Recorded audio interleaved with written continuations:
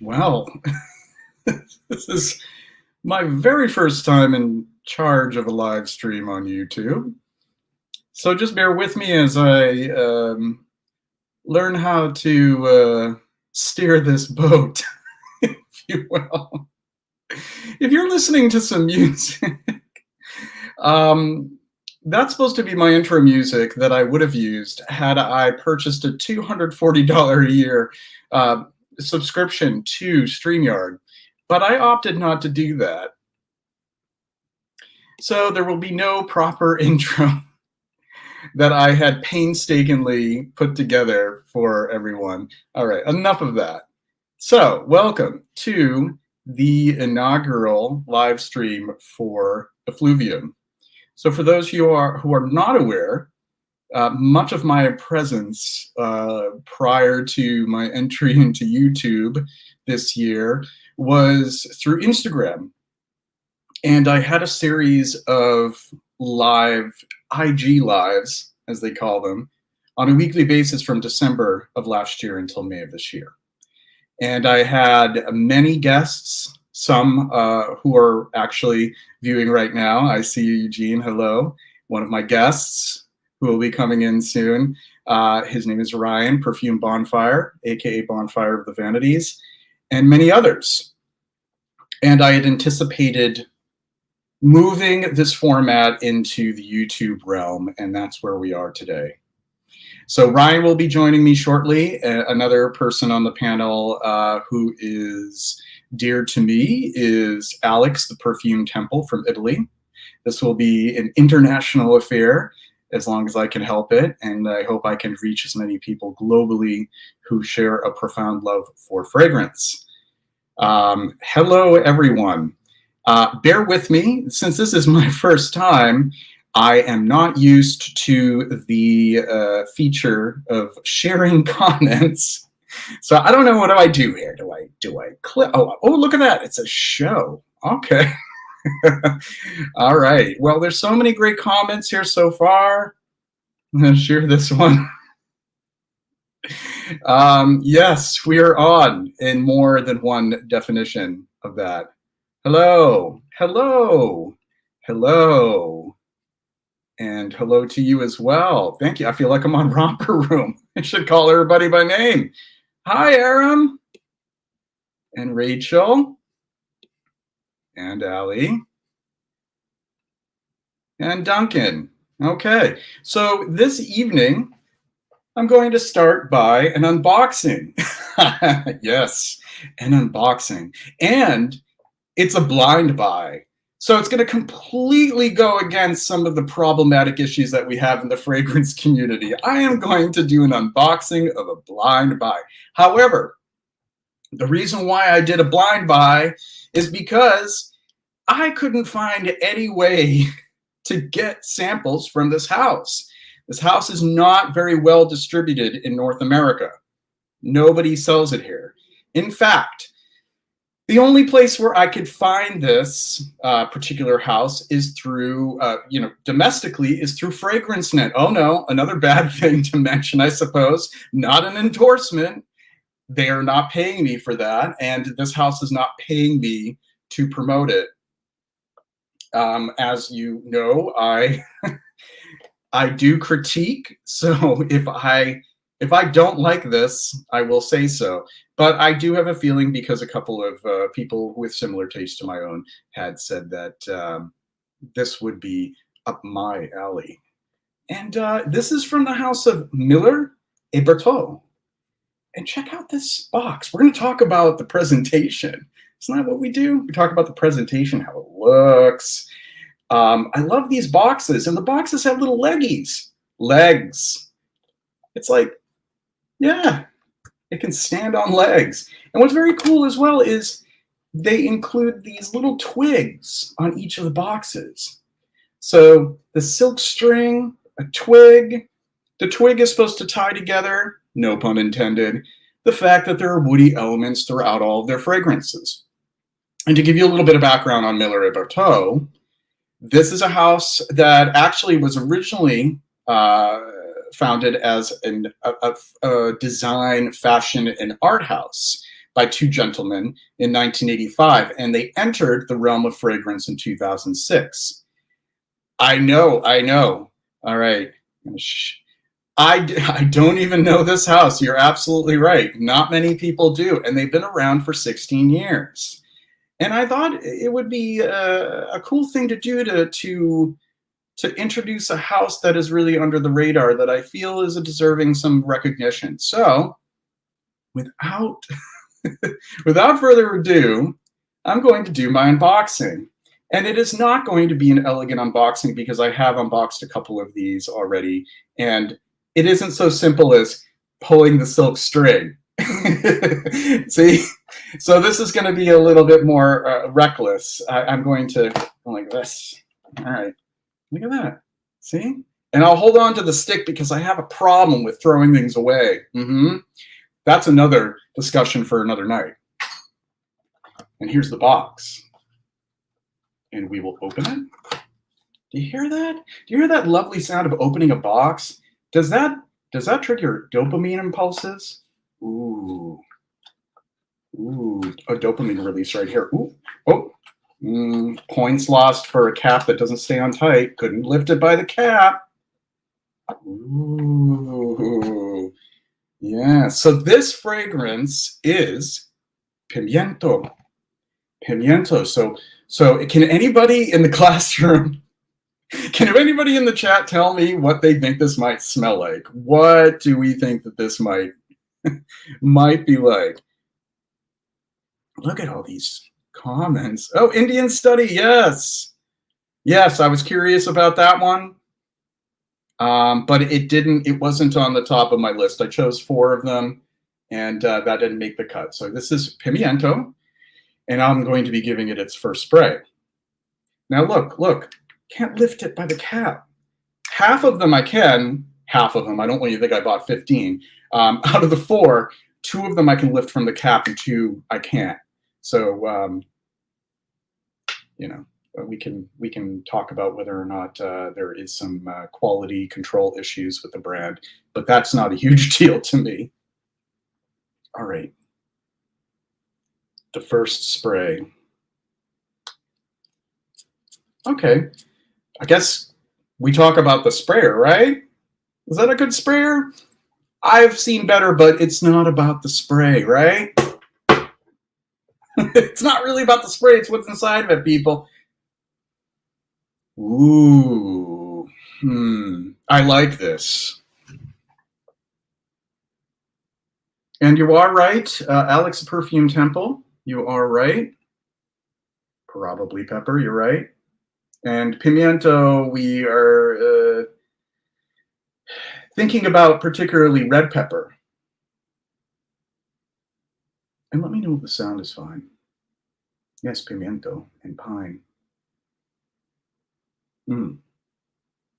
So I really like that this house strikes a balance between the complex and the ethereal. Well, not that those are necessarily two contrasts, but there's a certain complexity here, but it doesn't seem too dense. There seems to be oxygen that is pumped through each of the notes in each and every one of these. It really has this breathing room for everything to sort of feel the way that you would expect it to feel.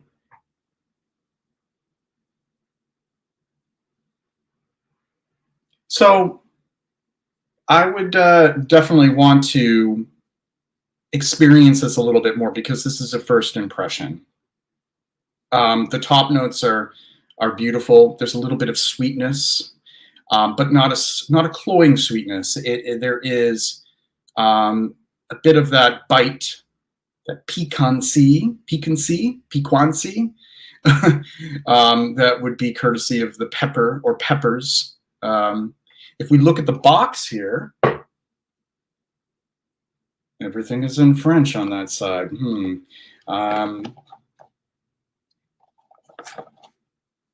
Mi corazon, oh no, wait, mi corazon. Chemin la foi mariachi, c'est le Usevier la nuit. We will have to translate that later. and then I'll give you an update on what they're yammering on about on the box. But I think that this is a house worth exploring because it gets no hype. It gets no attention. They barely get noticed at all. They've been doing this for many years. Some might argue that they're not really reinventing the perfume wheel, as it were. They're not really adding much more innovation. But I wouldn't really say that it's a bad. It's a great house. I wouldn't say that it's a bad house. Obviously, I was compelled to buy as many bottles as I had. I think that it is really a compelling house. And I will be doing some more reviews. In fact, next week, I'm going to be doing a week on autumnal scents and another one of the fragrances that I've purchased, which is called a Study 24 newsletter, will be featured that week. So the reason why I decided to do a live unboxing of a blind buy is because I really want to explore that whole subject of blind buying, unboxing, hauls, that whole part of fragrance content creation, and whether or not people like it or feel uncomfortable with it. Do they feel like it triggers that little part of their brain that says, I need to buy something? Or are you somebody who doesn't really have that aspect to your brain, where you're much more, you take much more consideration, you take it with a grain of salt, you read more reviews, and so on and so forth? It's okay if you're one or the other. You're not stupid if you feel that compulsion, and you're not holier than thou if you don't have that kind of compulsion. And I think that speaks to all of us as a fragrance loving population. Some of us like the consuming part. Some of us like, the hunt, the search, the cycle of having perfumes on your want list and wanting to have it in your possession and feeling that dopamine thrill from it. It's a real thing. I know I deal with it. I've even struggled with it, and I'm sure many of you have as well. One thing that I do want to explore when I'm going to be bringing in the other gents on the panel this evening is, are we responsible as content creators in conveying the right message? Do we want to convince people that they need something, or that a certain batch variation or discontinued fragrance is something that you must experience? How do we send that message? How do we make people feel by giving them that sense of wanting something because we say that it's worth wanting? So without further ado, I'm going to be bringing in both of my panel here, and we're going to get started. First, I'm going to be bringing in Ryan, Perfume Bonfire. He is on Instagram as Perfume Bonfire, and here under the same name, subtitled Perfume Bonfire of the Vanities. And I'm going to bring him in. Just bear with me. Okay, there he is. All right. My head feels a lot bigger. It might just be how. You should go back here. I can move closer. No. I can go further. I think it's just because my desk. I think I need a larger desk. Thank you so much for joining me. Now, the reason why I had brought Ryan in, he was one of my first guests for the first season, the Instagram season of Effluvium, and I invited him to be a regular part of this panel. You should check out his YouTube or his Instagram, whatever you do prefer, or if you use both.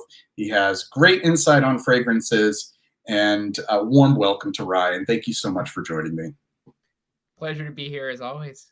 Okay, great.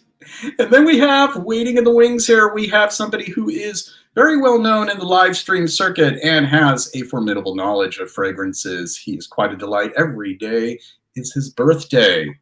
It is Alex, the Perfume Temple. Hi there. Thank you for having me here. Finally, you're on the live stream scene as well. Thank you, but my knowledge is less than formidable, I think. I would beg to differ. I'm always surprised at some of the knowledge and facts and the experiences that you've had with fragrances. So I think that you're more than invaluable as an addition on the panel. And I always love chatting with you about fragrance. So, all right. So I think I want to turn it to the chat. So once again, folks, this is my first time hosting a live stream on YouTube. It's kind of like, riding a bike for the first time. I got to kind of get coordinated. I'm sure a lot of people have a lot to say. I'm seeing a lot of great comments coming through. So just looking here, 30 peeps. Okay, very well. See, that's one thing I don't see on the screen right now is how many people are tuned in. But that's good to know that I have that many people who are tuned in right now. That's wonderful. And yes, okay, all right. Autumnal Scents, yes. I will be doing a whole week of Autumnal Scents next week on Instagram. Great. All right, so let's start this discussion. So we know that we as content creators, influencers, perfume reviewers, however you may want to label yourself, we want to share our experience and our thoughts about fragrance. And each of us may have, a different approach to that, how we choose to do that. I wanted to kind of ask the two of you, just exploring this whole topic of encouraging or influencing and whether or not that plays a role at all in what you do on social media. That's an interesting question. Yes. Because I don't know that I ever considered myself as having enough influence to seriously, impact anybody one way or the other. But I think sometimes I have gone out of my way to try to drum up attention to things that I feel like are unloved in particular. I think that's where you'll see me sometimes be an aggressive cheerleader for things. Houses, perfumers that tend to not get attention, and that's just me trying to steer attention their way. But in general, I try to stay away from that, in part because I'm susceptible to the acquisition bug as much as anybody here. But I think the culture for fragrance in general, especially on YouTube and Instagram, is so focused with acquisition, and to the point where it feels like, I've hit a point with my own fragrance collection where I feel like I'm not adequately spending enough time with my perfumes. I'm trying to call the herd a little bit. I feel like you lose the personal connection with perfume beyond at a certain point. And a lot of the acquisition focus is just about the next dopamine hit of getting something in the mail. And believe me, I get it. I much Amazon nonsense as the next person, but I think that gets in the way of the personal experience of perfume. And that's always what I value in my engagement with perfume, despite my tendency to blind buy on occasion. And that's what I value in other people's commentary and conversation about perfume. Yeah, those are some good points. Alex, what are your thoughts on that? Do you see yourself as somebody who influences, as in influencing somebody to perhaps run out and buy a fragrance because you like it? Or do you encourage people to make a sound judgment on their own and make clear, this is just my opinion, take it for what it's worth? I usually speak about fragrances I love, so I try to arouse the curiosity of the people about those fragrances, and I encourage them to put their nose on the fragrance and decide themselves if they like it or not, because I can tell you that Kouros is a 10 out of 10 fantastic fragrance. You have to have it in your collection, but then you can blind buy it and don't like it. It's not any fragrance is something very personal. I mean, you have to know, to test if it works for you with your skin chemistry, with your personal taste that might differ from mine or might be similar, but might differ on that particular fragrance. has happened to me to blind buy a fragrance that I knew the house and I liked the other perfumes. I heard reviews from people I trust the most because they have similar taste to mine, and I didn't like the fragrance. It happens.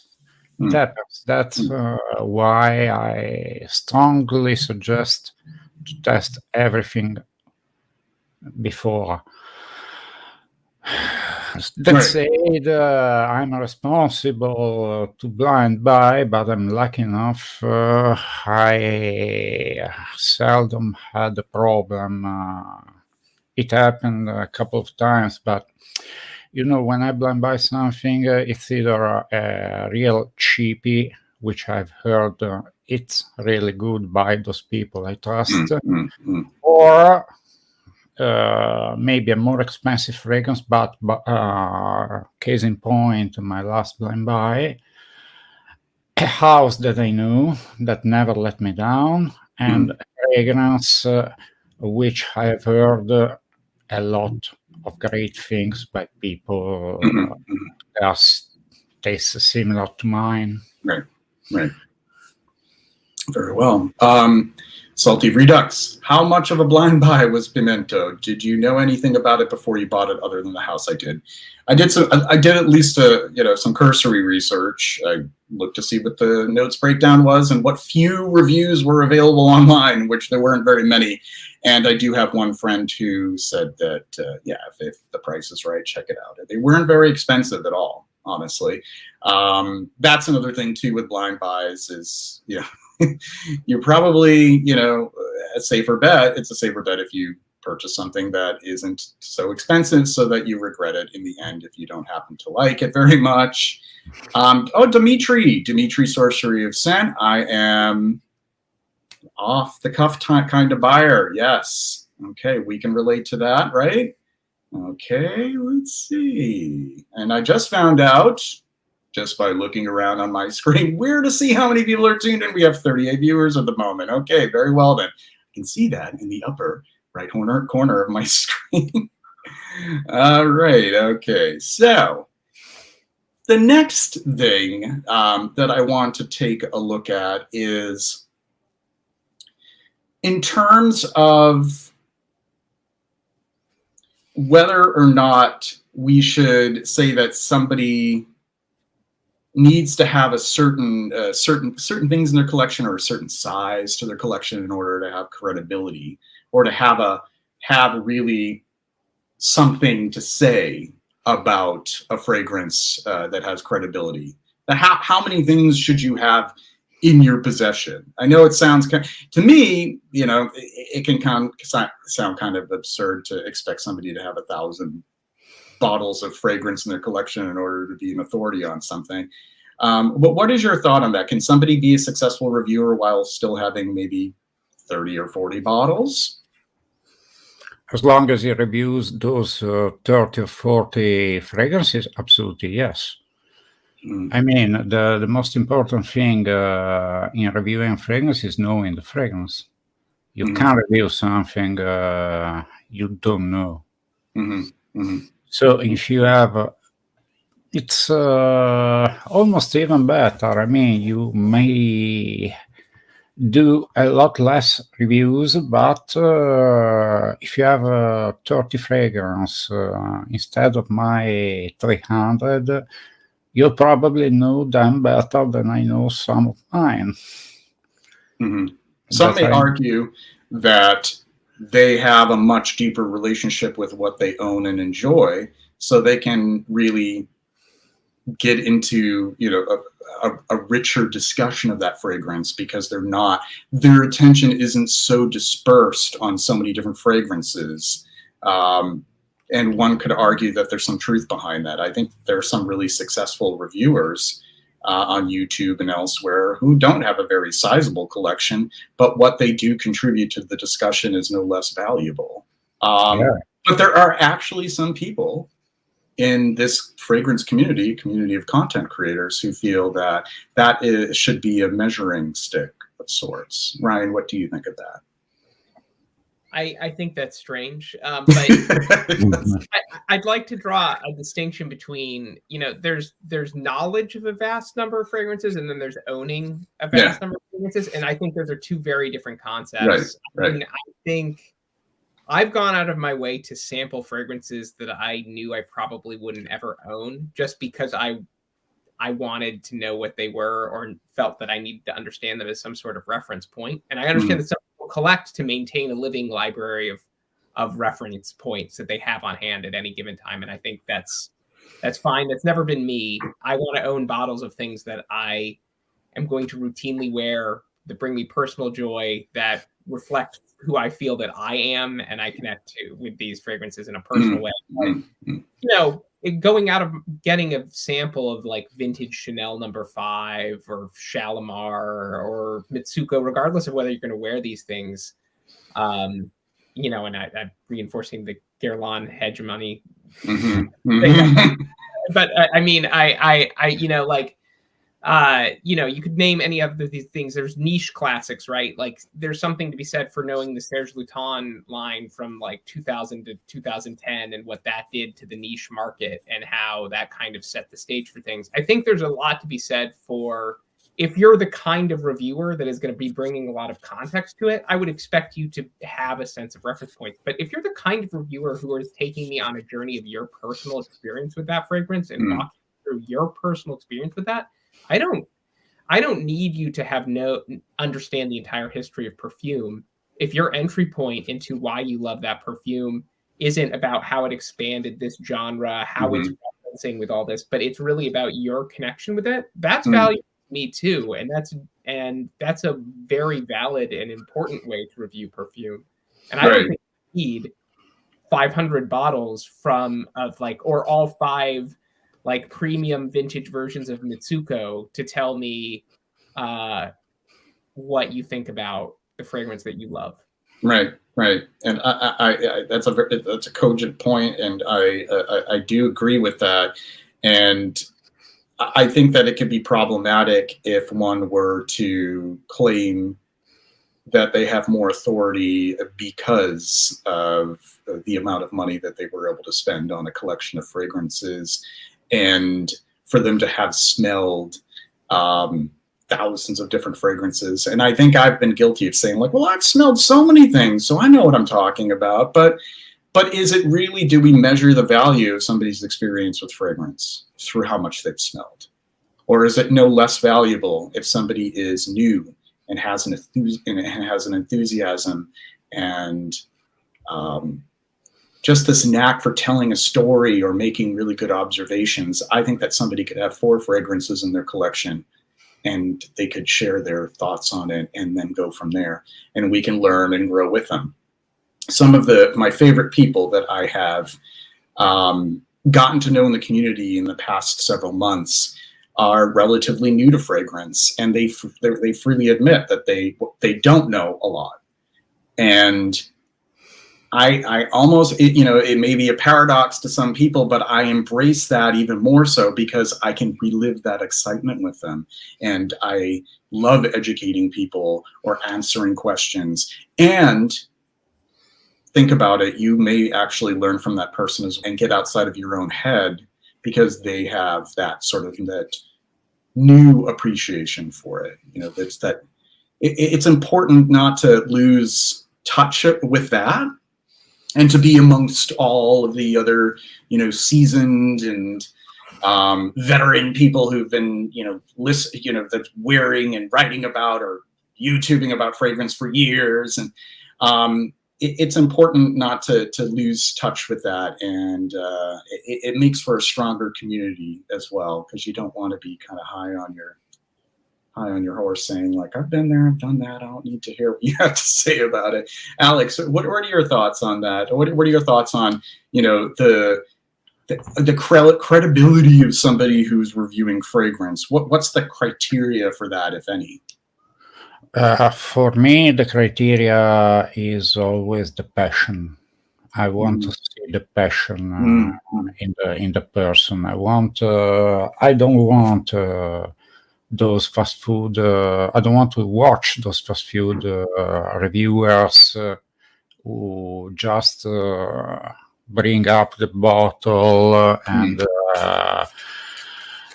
show it in different places and read the notes on Fragrantica. I can do that myself. Yeah. I don't need you to tell me. I want to know what the fragrance is for you. Yeah. I want to know what feelings, what memories the fragrance bring on. Well, that speaks to, that brings up the question of authenticity. Are people getting into this for the right reasons? I think that's not for us to really, determine on our own, but it does make somebody wonder if they are out there creating content, is their heart in the right place? What do they have their eyes set on? Or is it really more of a meaningful engagement? And I think that somebody who's really paying attention can discern the difference between the two. And my attitude toward it, I don't want to be a cynic and say like, there's so many people who are sharing a bunch of garbage on the internet, but to just, wish them success in whatever road is ahead of them. And even if it may not seem like they're doing it for the right reasons, perhaps down the road as they learn and they grow and they interact more with the other peers in the fragrance community, that they'd evolve over time and realize that those things aren't quite as important. There's always going to be people who are kind of opportunists. No matter what type of like hobbyist community, you get the attention, get the likes, get the subscribers, get the clout. But I think we'd be doing a disservice if we were to focus too much attention on those people who are living their kind of truth and just kind of try to stay in our own lane and do the things the best way that we can. But I'm totally with you. It's unfortunate that, along the way we'll see people and we're like, do you really like fragrance? Like, what is this really about? Like, but we can't really know for sure. Sometimes I even ask myself, but did he even smell it? Yeah. I mean, there could be some folks out there who are just, I don't know. I would like to think they're at least giving it one spray and smelling it before talking about it. It's not that difficult to start with that.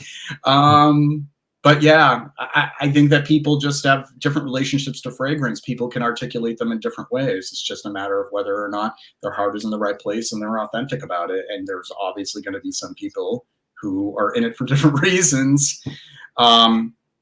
So I also wanted to talk about and Melissa, also affectionately known as Nilla Wafers, had mentioned the FOMO is real, fear of missing out. What do we do as people who are talking about fragrances? What is our responsibility? What are we accountable for when we show something that we've acquired? We talk about it, we describe it, etc., and so forth. What are we responsible for, or are we responsible at all in that sort of FOMO thing, fear of missing out? Like, look at this, you need to have this. This is the one that you got to have. How do you feel? How do you guys feel about that? Ryan, I'll start off with you.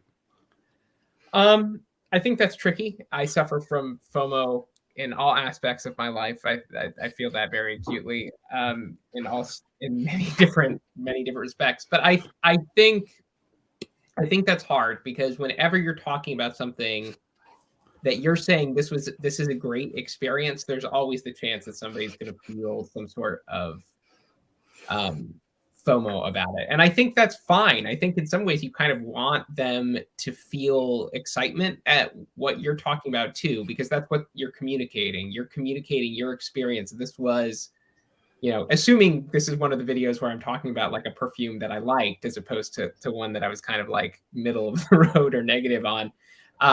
I want to communicate that excitement, and I would be very interested in somebody who experienced it engaging with me and talking about that experience in the same way. So I want to open that door for them, but I think at the same time, there's a line between talking about life as experience and talking about life as, like a series of boxes to check, things to require. And the truth is, you know, even in my collection, which I think is, you know, I'm not putting a number on it, but for my tastes a little too big right now. Like, I think the number of perfumes that I would say in that collection that I've had a real meaningful like experience that I would say is kind of transformative for myself in some way or not. We've all had encounters with art, regardless of whether it's perfume or a film or a novel or something that's transformative for us in some way. It's a small portion of what I've acquired or sampled over the years. And I think that's more than anything what I want to try to inspire people to find for themselves. And they're only going to chase their own passion to do it. And I think if we're going to be responsible, it's about finding ways to encourage people to pursue their own idiosyncrasy, you know, to be their own people as opposed to try to replicate a model. I think there's a lot of like, you know, hogwash in all fashion communities, style communities, perfume communities. That's like, if you follow this template, you will get X or you will feel X. And that's never worked for me. And I don't think it works for anyone. And I think I want to encourage people to be creative and explore on their own terms. And if what I'm talking about is resonating with them, well, then maybe they should explore what I'm talking about. But what many of the perfumes I love are polarizing for people. So I don't think they're the answer for everybody. Right. Now, I try to preface by saying that my tendency is to be is towards experiential fragrances, even though I do appreciate a lot of fragrances that have been commercially successful, that are relatively mainstream. There are plenty that can be polarizing. So people must take what I say as a grain of salt as just another person with an opinion, with a particular type of taste and relationship with scent. I don't know if I say that enough. Thankfully, I haven't gotten too much pushback from somebody who said, well, I got this and I thought it was absolute shit. Thank you, you know. But that's where I'm coming from, is more, like you said, wearing fragrance as an experience and not so much as a utility. Which is okay. And of course, that's a large part of fragrance content. As you said, it's a large part of content with clothes and watches and any other kind of personal accoutrement, is what can it do to get the validation that you need. And I think that can be a problem when it is fragrance. Not even so much whether you get compliments or attention from it, but maybe if you're a part of a fragrance community and you have a collection and you're getting validation for that. Like, look what I have. I have this highly coveted fragrance because this person or that person has it. Will I be part of that club, that group of you know, high echelon collectors? I think that could be a problem, and I see that as well. I think that people may not be willing to admit how they may participate in that actively, but I think it can happen. And I know that I probably, you know, unwillingly contribute to that as well. And I've often, you know, reflected upon, you know, what role that I play in it. But I think a lot of us may have long passed the idea of, you know, telling people, you know, what is it going to do to make them a more likable person in terms of just wearing the fragrance? It's a fascinating subject, though. Alex, what do you think of, you know, when there's perfume content and people really start to discuss whether or not it will have the sillage, projection, and longevity to get the attention from others? How do you feel about that whole conversation? Useless. I mean, I wear fragrances for myself. I don't care for others' opinion. I don't care on my fragrance. I mean, not when I discuss a fragrance with a friend.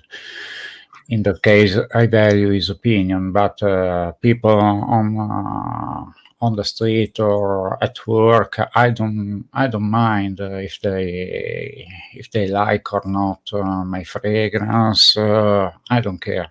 Mm. My fragrance is mine. It's something that I'm also sometimes upset if they smell it, because I think I could have sprayed a little less and spare some juice. I mean, it's for me, I have to smell it, not other people. So I really don't care for whatever might be the compliments, the sillage. I care about the longevity, of course. Yeah. Because go ahead. I might have a shift of 10 or 12 hours. I want to smell my fragrance for the whole period. So if I have a fragrance that I know it will last, it's okay. Otherwise, I may bring the bottle to work and respray a little later. Right. No, just to speak to one of your points, I actually do feel self-consciousness when I go out into the world wearing fragrance. I'm not so sure if I always want to get attention because I'm concerned maybe I get unwanted attention. There have been times where I've worn something out and somebody will say, "What is that smell?" And I can't tell if what is that smell is just out of curiosity or contempt. Somebody can smell something, and I think that it's me. And I very seldom ever get compliments. The only times that I've ever gotten compliments have been from people that I already know, and I really think it's just out of being polite or kind because they smell something. I wanted to bring attention to some of the comments in the chat here. So Margie asked, "What's the most expensive blind buy that we've made, and was it successful or not?" Ryan, I don't know how experienced you are with just going, just throwing caution to the wind and blind buying, but can you answer that question? I blind buy quite a bit. Give me 2 seconds to look at my cabinet and actually think through what was the most expensive. Take inventory, please. Feel free. Alex, what about you? Expensive blind buy. How much was it? Was it 135 euros. And it's a niche fragrance from the Italian house of Simone Andreoli, which made great fragrance. I heard great reviews about this one. It's called Morea. Unfortunately, it's not for me. It smells, from my skin, it smells a lot like peach tea, and I hate peach tea. So I ended up gifting it to a friend of mine. That was one of the very few blind buys that went wrong. I mean, the fragrance is exceptional. The fragrance is fantastic. It's just not for me. So mine is going to be utterly insane because I spent a lot of money on it, and I actually just reviewed it this week. I could not get a sample of it from anyone. I was just not successful. It was actually Serge Lutens, Saracen. And I wasn't even sure if it was still in production, but I visited the Serge Lutens website and I said, you know what? I'm just going to buy a bell jar, and the bell jars are not cheap.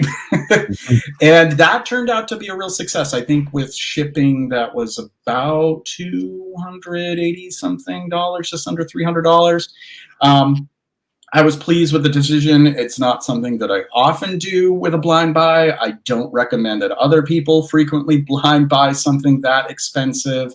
I have had blind buys that were disasters because there were just so many positive words on the fragrance, and it just did not suit me well. Thankfully, they weren't too expensive, though. But back to you, Ryan. Have you decided which one, or did you figure out which one was the most expensive blind buy? I did figure out which one was the most expensive blind buy. It was It was Amanagilda Zenya's Strength from the Elements of Man collection, which was discontinued. And some of those are very hard to come by. Strength is particularly hard to come by. That one was one I picked up just because. So when I blind buy, I tend to blind buy things that I can't sample easily. And like my curiosity gets a hold of me somehow. And it's like, I just want to try it so bad and I can't sample it anywhere, so I will just eventually give into curiosity and buy a bottle. That's what drives a lot of my blind buying more often than not. Right. And this was one that I was pretty sure I would like, and thankfully I really, really did. I think it's quite excellent, but I wouldn't recommend anybody go out and blind buy it like I did, because I think there's a lot of stuff that's kind of in a similar lane out there that you don't have to go out of the way to do. So, just to make an example on how I blind buy, this is my last blind buy. Ah, pretty. The pretty copper bottle, L'Anarchiste from Caron. Yes, I knew the house, of course. They never let me down. Yeah. I have heard, I watched reviews, I've read reviews, I've talked with you about this fragrance. I remember I found a bottle online. I bought the copper just because it was cheaper than the last one. I don't think there are. I mean, usually in Caron there are not many differences between the version. So the copper one was less expensive, and I bought it. I mean, this is what I can consider a safe blind buy. Mm-hmm. I mean, it's not very expensive. Right. You know the house. You have watched and read reviews from people that you know and trust the nose, which is similar to yours. Right. I have spoken with you about this fragrance. So 90% knew I would have liked it. So right. I pulled that way. I like it. Well, I'm pleased that you do with my recommendation. With L'Anarchiste, the reviews definitely are mixed because it is a challenging fragrance for some people, particularly with some notes that might seem dissonant to certain olfactory bulbs. But I love that one. And Caron, you can't go wrong with particularly the ones that were marketed to men, because even the vintages are not terribly expensive. And I wouldn't even insist that people get vintage versions of any of them, Yatagan, Le Troisième, Pornum, because the vintages smell quite similar. In fact, I'm going to be doing a video in the future about how Pornum actually had its formula changed in the 80s to make it a more 80s smelling fragrance. Until the 90s, it was muskier for those 2 decades. And then it went back into form as a result of a newfound appreciation for vanilla. And it started to smell once again the way it did from the 70s and earlier. However, with the women's or women marketed Carons, those are a different story, especially with those that have been recently discontinued, or even the ones that are currently in production. They can run pretty expensive for sure. So I'm going to move on to another comment here from Pep the Sentinel. For those who blind buy, do you look for samples first? Yes, always. No, yes, I always try to ahead of time. If there is a sample available, I want to get my hand on a sample, and especially if I know it's going to be a big investment. If I actually go for the bottle, it's really important to do that. And it actually brings up the good subject of sampling as well. I think that in the community there should be more sharing of samples. You know, more like, hey, I have these samples, are just sitting around. I tried it. I ended up getting the bottle. Here, take these. Try them out. Like a better network of that. Maybe that's on Facebook and I'm just not aware of it.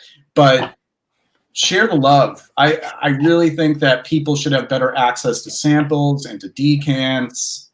do what you can to get them. Like I said with Sarah Sen, I tried for months. No, I couldn't get a sample from anyone. I just was like, screw it. After a while, but that's more exception than the rule. And also with blind buying, like I've done so much blind buying, and at this point, like I really do want to try to find a sample of something, you know, even if somebody in the community can give it to me. For example, I don't know if he's viewing tonight, but Rudy of Time to Muscat was up. He was instrumental in sending me some samples of some things that would have otherwise been really risky to buy, things from Frederic Malle, Chanel, those things like you don't want to take the risk with. I mean, retail, even, you know, marked down, they can be $200+. So I'm grateful to folks like him who are willing to pass down the samples before you make a decision. So sometimes it's the only available possibility, because we maybe want to try or want to buy a fragrance that it's very difficult to find, not a big release which is on every department store shelf, you know, something that is really niche. I mean, not available, not produced in large amounts, and it's difficult to find, or something that is discontinued. The only way is to find a friend who has it, because samples are not always readily available. Right. Well, especially with vintages as well. There are a number of vintages that purely out of curiosity, I've actually purchased things just because, and this is my confession of the evening, just because the bottle looked cool. Just because, like, what in the world does this smell like? This obscure vintage fragrance from Atkinson's or something from Italy. I've done it.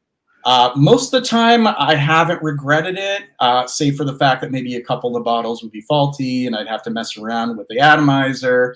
There have been a couple where I'm like, well, you know, this kind of just smells like their version of such and such. Oh, well, you know, and then, you know, I might have to resell it. But that's really the example is you absolutely can't find a sample on it. That's okay. But just, you know, just be careful, because you really get really expensive. Sample case. Come on, people. You got to freaking sample things if you can first. Be careful with your money. Just going through here to the chat. I'm just getting used to this. And we're having sort of an internal conversation, which is fine. I encourage it. I experienced 1,000% more fragrances than I own. And that's probably a smart thing. I am kind of going in that direction myself. Experiencing them, especially newer releases, especially things that are still in production. Get the samples while you can. Make a sound decision ahead of time. And also, this is another topic too, and you guys can chime in as well. When you smell a lot, you circle back and you're like, oh, all right, we're revisiting this concept again. How often do you feel that happens with newer releases, Ryan? What do you find that you run into that a lot, where it's like, oh, this is nice, but it's just kind of too similar to what's already what I already have, what's already out there. That happens for me a lot. So, I mean, I'm the kind of person who will like burrow down into my like few subgenres over and over again, and then we'll have bottles of things that are like way too similar, and then have to figure out like selling or swap things. That's kind of my I fixate on the same things, but I find that all the time with niche stuff in particular. I think the conversation in the community underrates how much like niche explores the same genres over and over and over and over again. And also like, and it's not just niche, like the artisanal set has its own set of like artisanal cliches, right? Like rehashed over and over and over again. And I think, it feels a lot these days that I'm mostly, when I'm sampling fragrances at this point in time, I'm mostly just looking for something that smells new to me, and that for me is like enough to excite me, even if I hate it, like or would never wear it. Like that's the thing that I look for with new releases. New releases, they're just like, I'm a tobacco lover, but even I couldn't care about the new Dior tobacco fragrance because I just like, I looked at it and I heard people talking about it. It's like, I know what this is going to be, like, at least in a ballpark. I'm just like, move on to the next. Right. Could it really be revolutionary at this point? It's kind of like with ambers. Ambers being one of my favorite genres of fragrance. Be that as it may, I just don't really find too many ambers that revolutionize the amber accord. It's a classic time-tested accord of vanilla, labdanum, benzoin, and maybe some bergamot at the top. It's hard to really push that in a direction where it is much different from other amber fragrances. So when a new amber comes out, I already have, I don't know, I'm embarrassed to say, I don't know, maybe 6 or 7 amber fragrances. I'm like, okay, that's cool. It's like I don't really have the enthusiasm for it. And it's also the same idea with the time-tested Chypre structure or the Fougère structure. And this even pertains to vintages as well. I can't speak for other people, I almost did.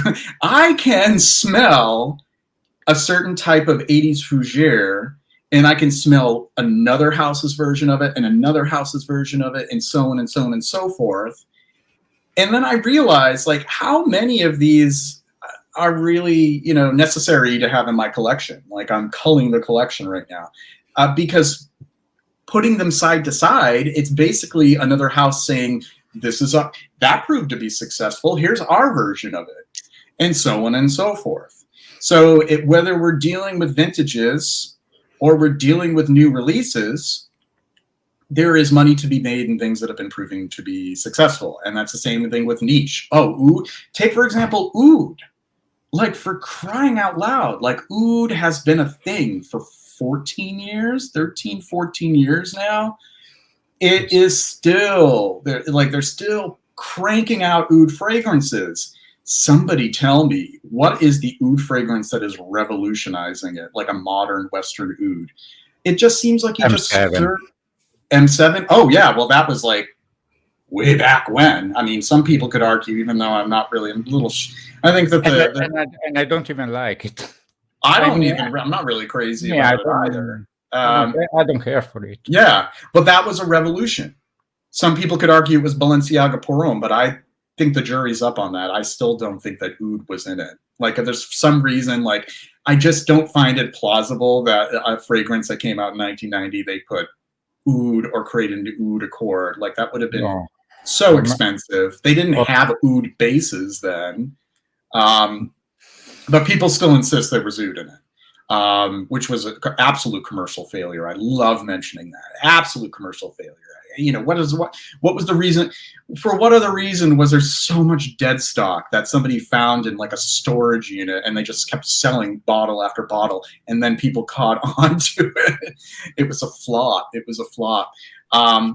But it's true, like, even with like indie houses, like you said, Ryan, like indie houses or indie niche houses, they create this very animalic, honeyed Chypre, and it smells great. It's fabulous.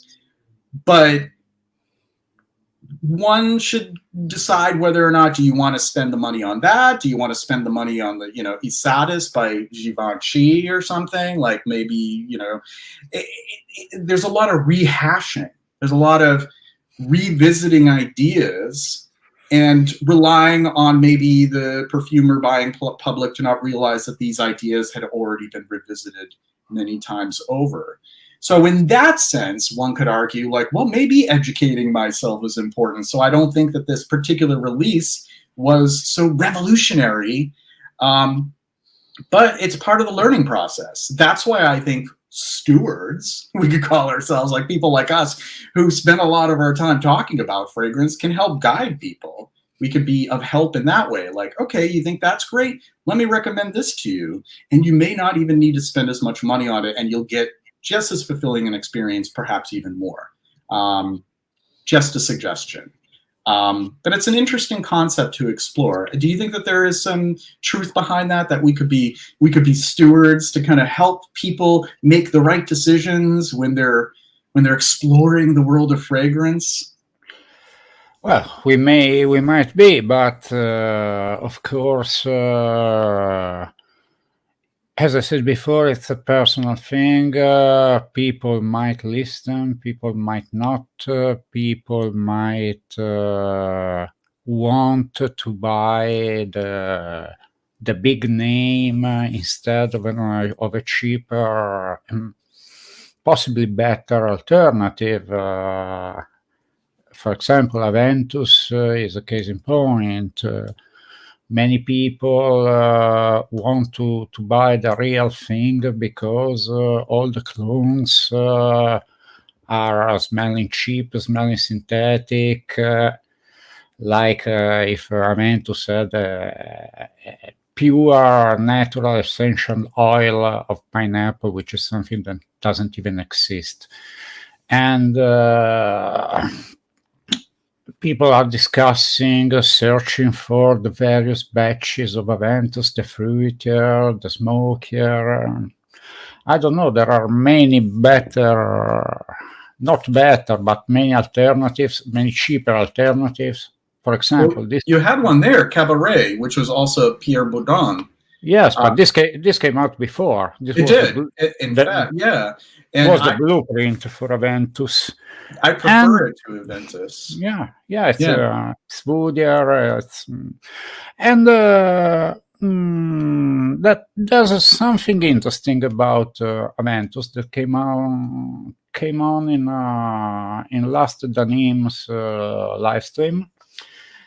You know, Aventus is famous. I want your opinion because you're trained in perfumery, and I'm not. So you may know better. Aventus is famous and renowned for its pineapple note, but 90% of the clones of Aventus has no pineapple. Has no pineapple in it. They don't have that pineapple note, you're saying. Yeah. So. Yeah. Is it really pineapple, what our nose recognizes Aventus by? Or is the bergamot mixed with something that is possibly mimic the birch tar smokiness? So there actually is a pineapple accord in Aventus. And from what if my memory serves me, there's a few different aromachem compounds and bases that are used to build that pineapple accord: L-amyl glycolate, galbanylene, farone. So it is there. Obviously, even with a budget like theirs, they're not going to be using a natural pineapple isolate because that's extremely expensive. But they can construct that pineapple note. I find it intriguing that the clones would not have similar success in doing that. That being that I am not familiar with any Aventus clone, I would imagine it wouldn't be so cost prohibitive for them to do something at least adjacent to that, like similar to that. So that I don't know why they wouldn't do that, because isn't that one of these signatures of the scent? Yes, but even with the clones, I mean the good ones, at least, like L'Aventure, when you smell it, you immediately recognize, oh yes, this smells like Aventus, but it has no pineapple. But that pineapple element is missing. However, everything else otherwise smells. Yes. So this idea sprang to my mind. Is it really pineapple, what I recognize Aventus by, or my nose is tricking me, my mind is tricking me, and I smell the mix of bergamot and birch tar and smokiness, and that is what identifies Aventus. So sort of the equivalent of Trompe Bleu. It would be like Trompe Lyonnaise. The illusion of something there which is often what is practiced in perfumery, using different types of materials to give the illusion that something is there. But I'm fairly certain that with Aventus, they are using certain types of butyrates and acetates that would make it smell like there's a pineapple accord in it. Intriguing, though, that those clones don't have it there. Are they really clones after all, then, if they don't have that? Because that's really the centerpiece, I thought, of Ventus. But what do I know? I never really was a big fan. I wanted to share the DDLD. This is actually from, oh God, over a half hour ago, so I'm way behind in the comments. I think if you can find a reviewer whose personal tastes align with your own, it is a good starting point as to what you might be able to safely blind buy, but it's still not a great practice. Indeed, yes. It's good to get acquainted with your reviewers and get a vibe, get an idea of what they like, and then if it really jives with your own, maybe it's worth it if you can't get a sample. Once again, the sample should come first, if possible. So I'm almost a half hour behind on the comments. So if you guys don't mind, just gonna skim through here and share some of the things, some of the highlights here. And let's see, great panel. Thank you very much, Dan. I appreciate that. Talking about and trusting other notices for recommendations. I trust and like Tara's taste in frags. I don't know, Legendum, if you've already shared Tara's Instagram and or YouTube, but if you haven't, please do so. Kevin Samuels knows, never let me down either. Okay, and then Antonio, thank you for joining us. Antonio, exactly. My fragrance content creators have narrowed because of that passion. Yes, that's a good subject to kind of discuss a little bit. And then after we do that, what do you think, guys, about just talking about fragrances itself? I have a few as well. So Antonio, passion. So how can we tell that somebody has passion? What's the difference between somebody who sits in front of a camera and talks fragrance without passion and someone who does? Ryan, what do you think is the difference? I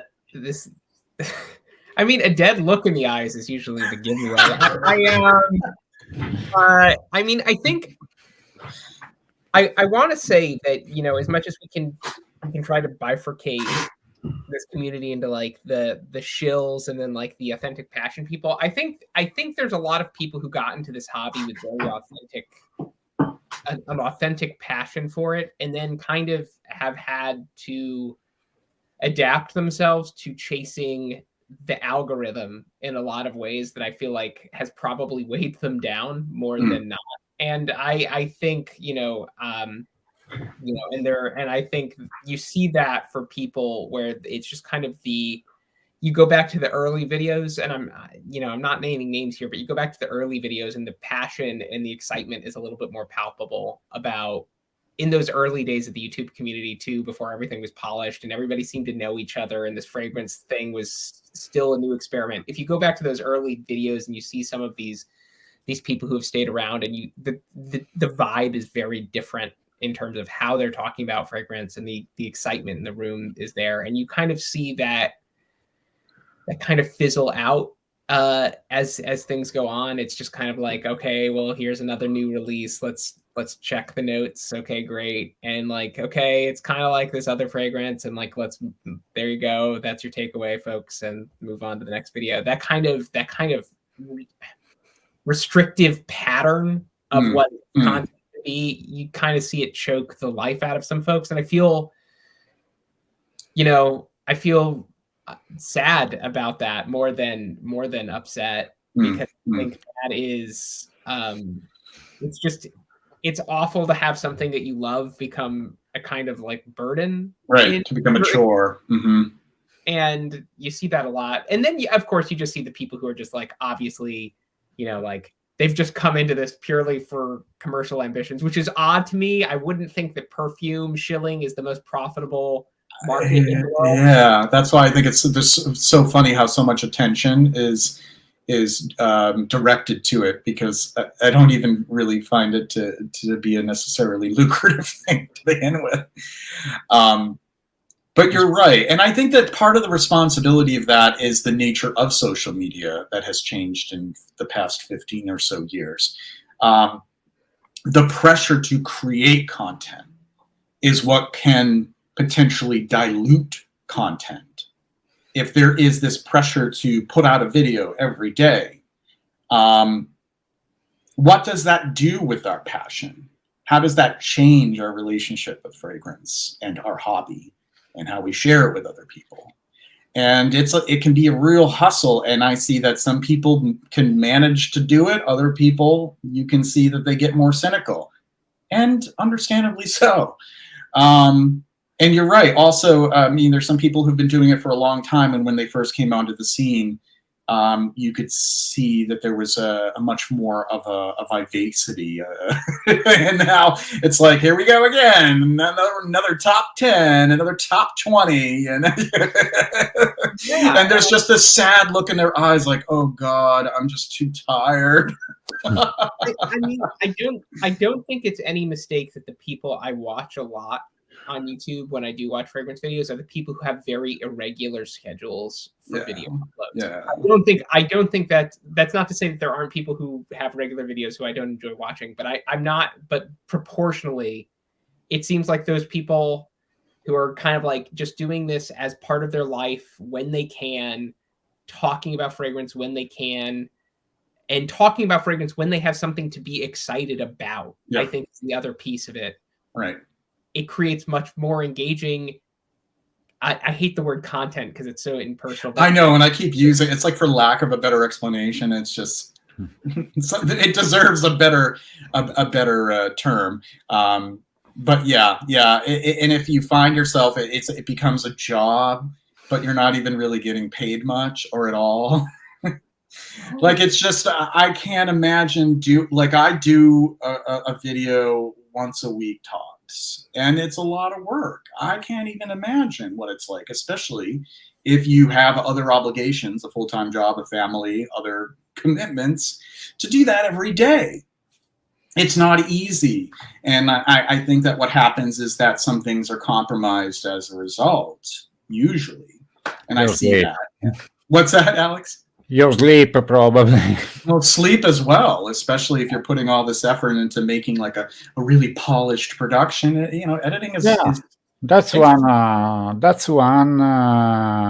to me, one of the red flags in a fragrance review. When it's clear that the time you spent editing the video is longer than the time you spent with the fragrance. Yeah. When there's more flashiness. Yeah. I mean, a good edited video, a nicely edited video is fine, but you have to talk about the fragrance and about how that fragrance made you feel. Mm-hmm. Usually another red flag is when the video is highly relentless. Usually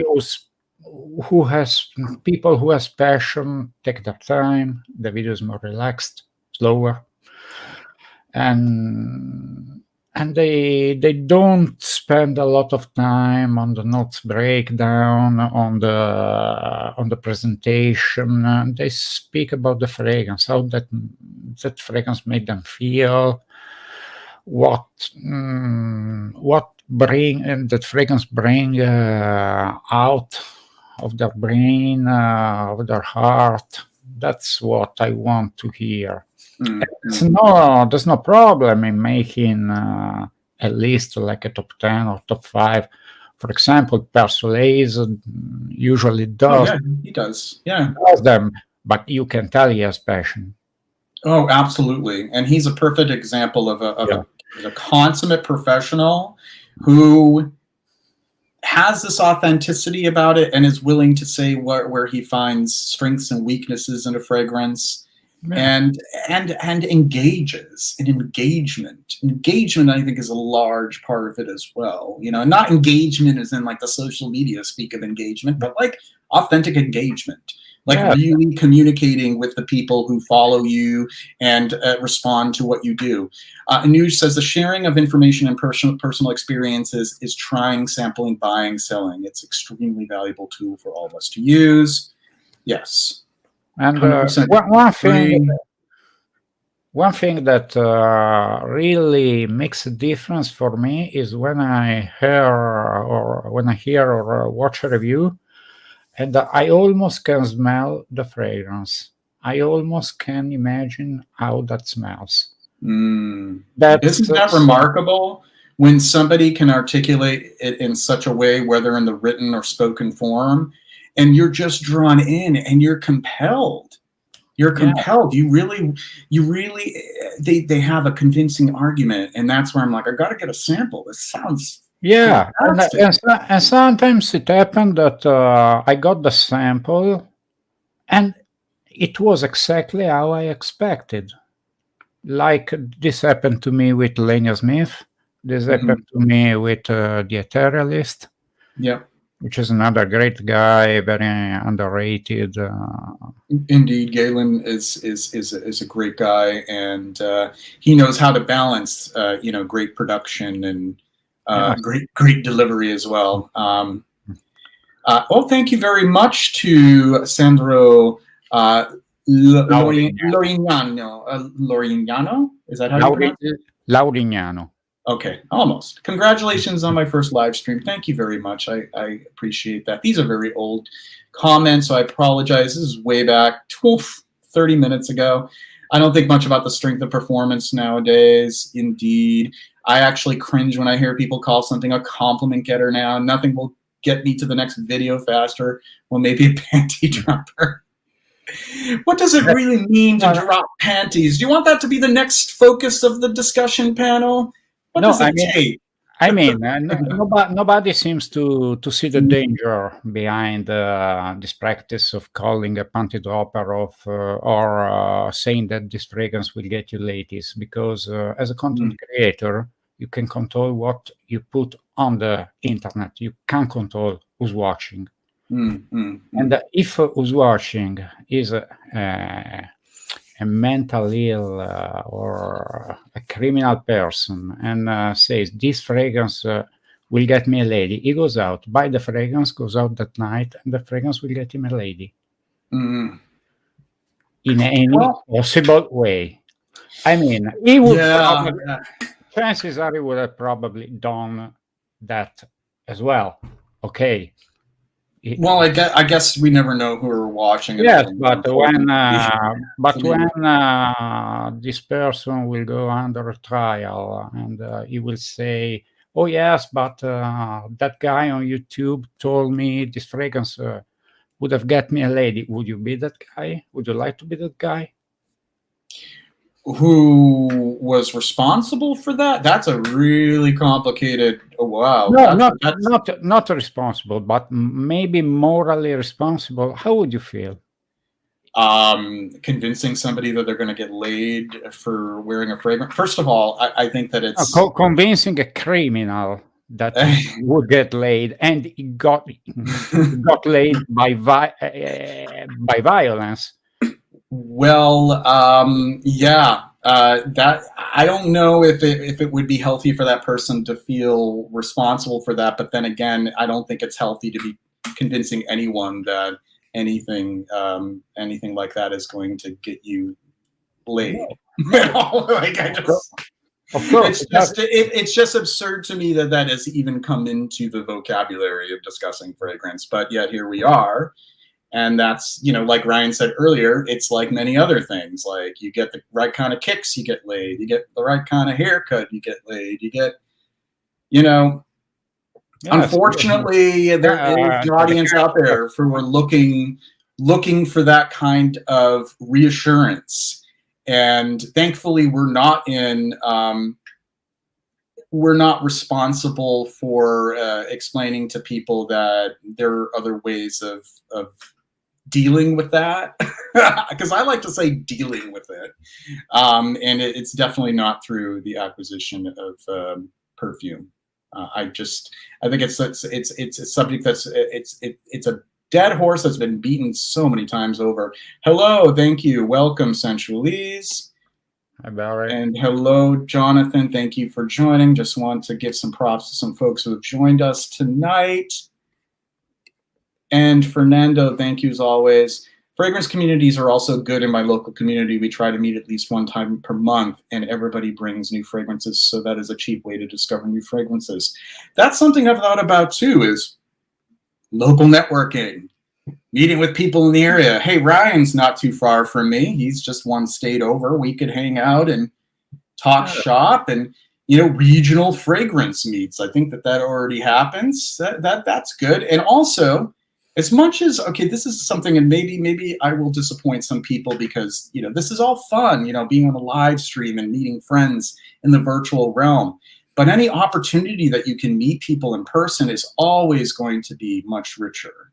So whenever you have the opportunity to do so, well, just make sure that that they're legit, legit people to meet up with first. For example, when I went to Essence this June in Milan, I realized that it's all about the people.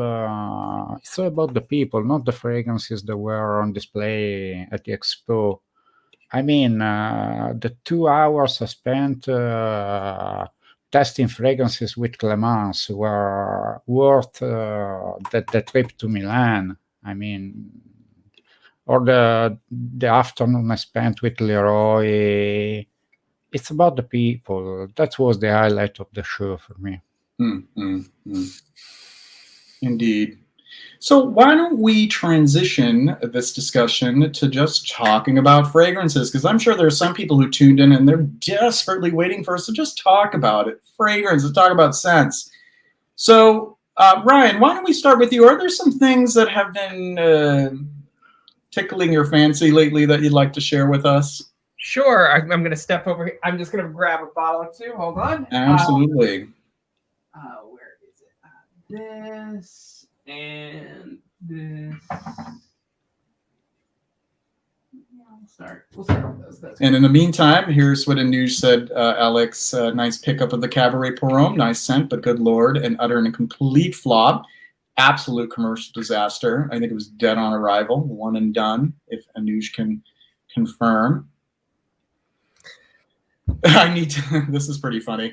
You need to explore Creed clones. I know, obviously I can't be an authority because I don't know a lick about Creed clones. Ryan, what do we have here that you're sharing with us? Well, I posted about this on Instagram not long ago. This is Apotheca Tepe, the Holy Mountain.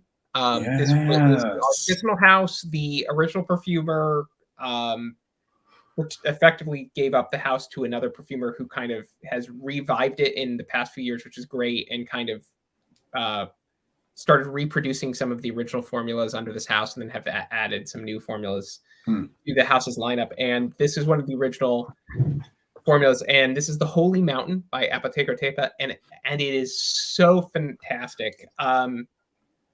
I love a good outdoorsy smoky scent. Some of you may have heard of La Curie Incendo. Let's see, like scents that are kind of in this line: Henley, Fume, Naomi Goodsir, Bois de, I don't know how you say it in French. Bois de Seize, I think. Bois de Seize. Yeah, something like that. This kind of style of fragrances, and this is by far the best I've tried in this category. I sampled it at a perfume shop in Portsmouth, Pickwick's Mercantile. They have a great artisanal fragrance selection. If you're looking for one-stop shop to just try a lot of independent perfumers, they'll exclusively try to sell independent perfume houses, which is great. And I tried this instantly, and I was like, oh, this is one of the best outdoor incense fragrances I've ever smelled. It's not churchy.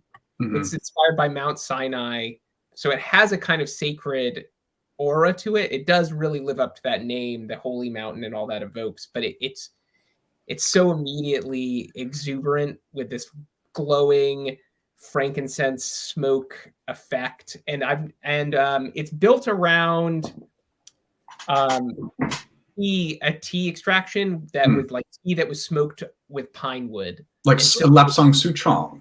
Yes, Lapsang Souchong. So you get that wonderful like tea smoky element that you get in a lot of perfumes that use that note with this sort of like outdoorsy pine smoke wafting in and out of the incensey smoke facets. It's it's really something else. Artisanal perfume at its finest, I would say, and I really think it's sensational.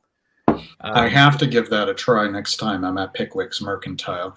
So for folks who are tuned in, Pickwick's is in Portsmouth, New Hampshire, and it is a charming shop. People are in period garb, I would say late or mid to late 19th century kind of style.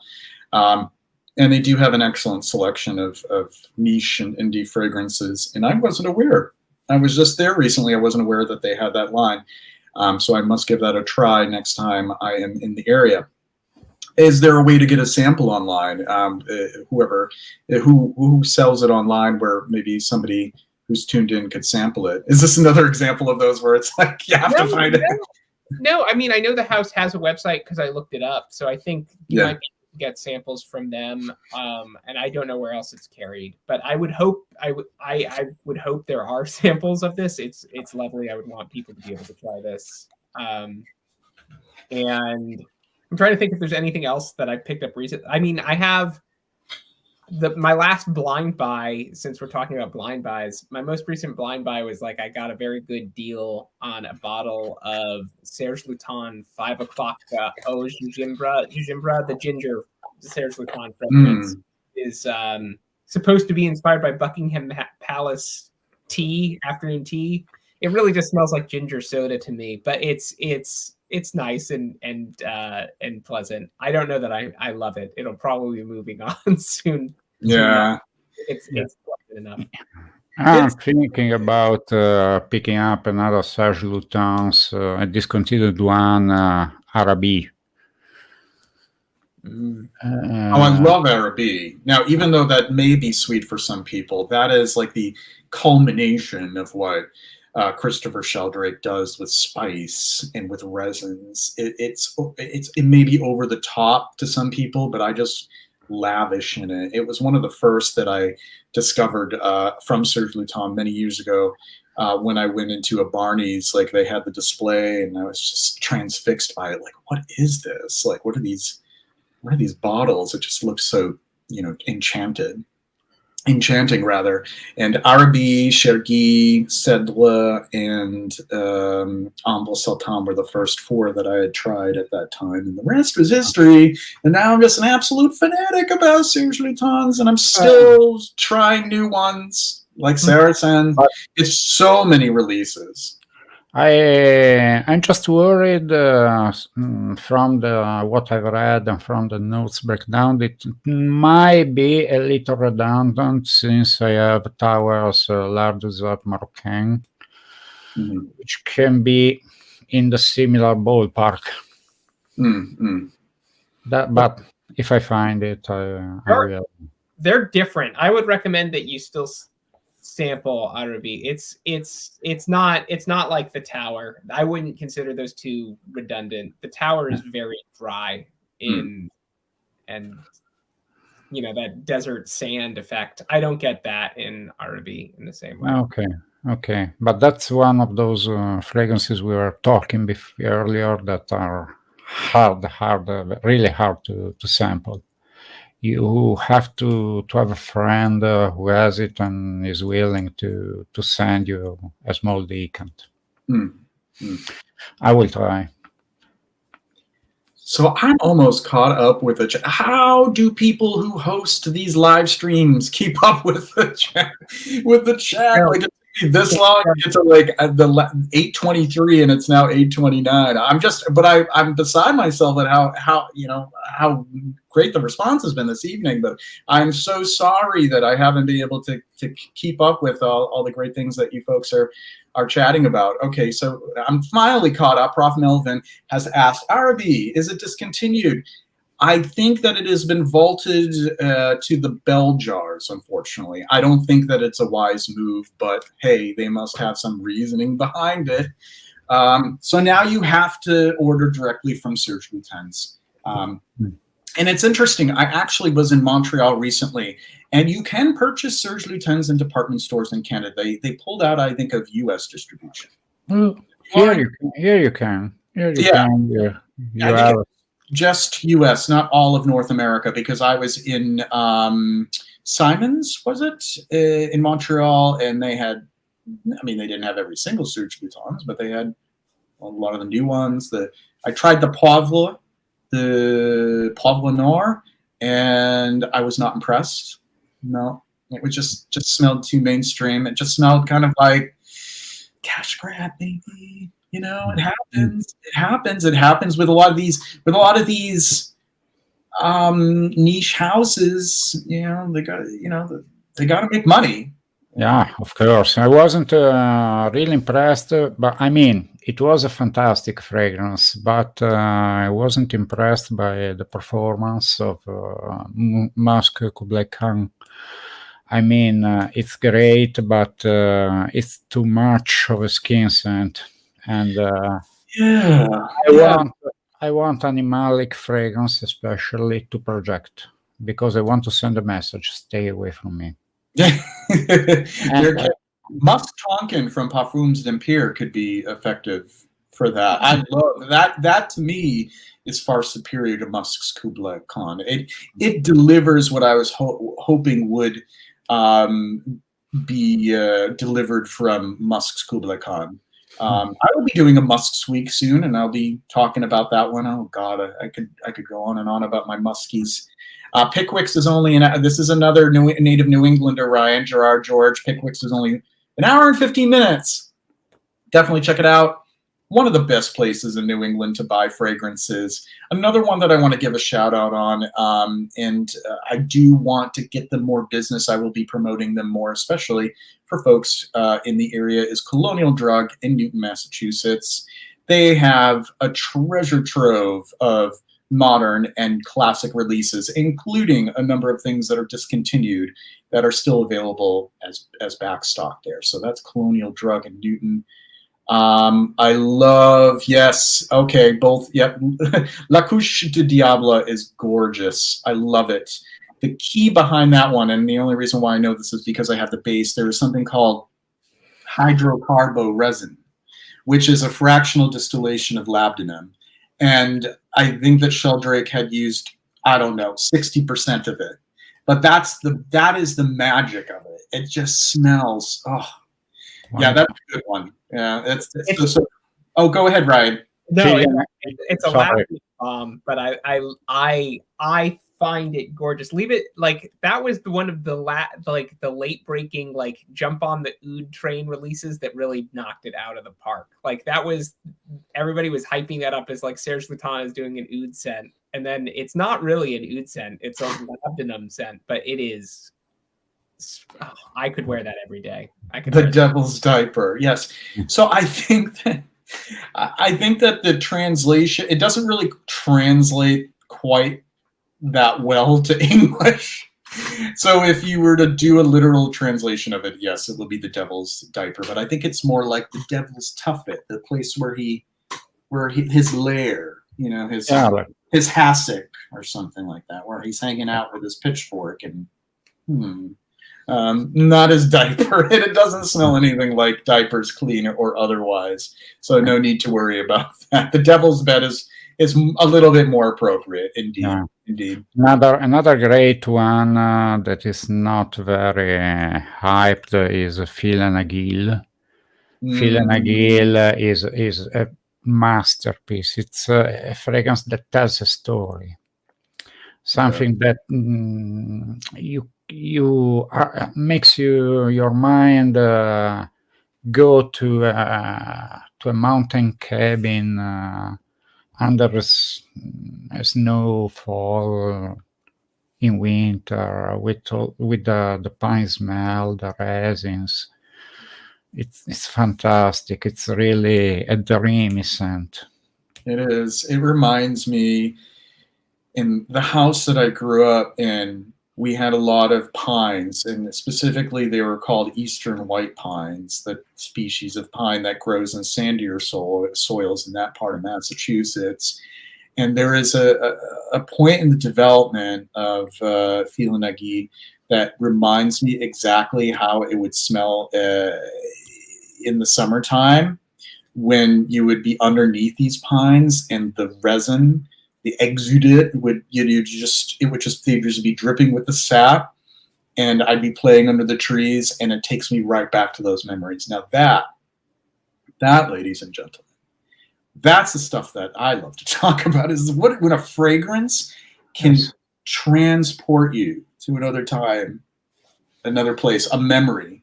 Like, that association is just one of the most rewarding things. And I think that some people, I don't want to say that they're missing out, but if they're putting the cart before the horse and they're trying to get the perfume to do some work for them, to do tricks and everything, you may very well be missing out on some really fulfilling experiences just smelling. You don't have to go out and buy a whole ton of it.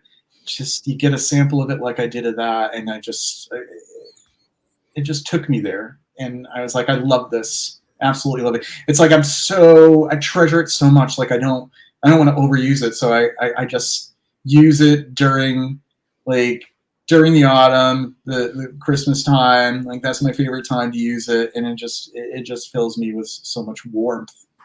It's one of my favorites.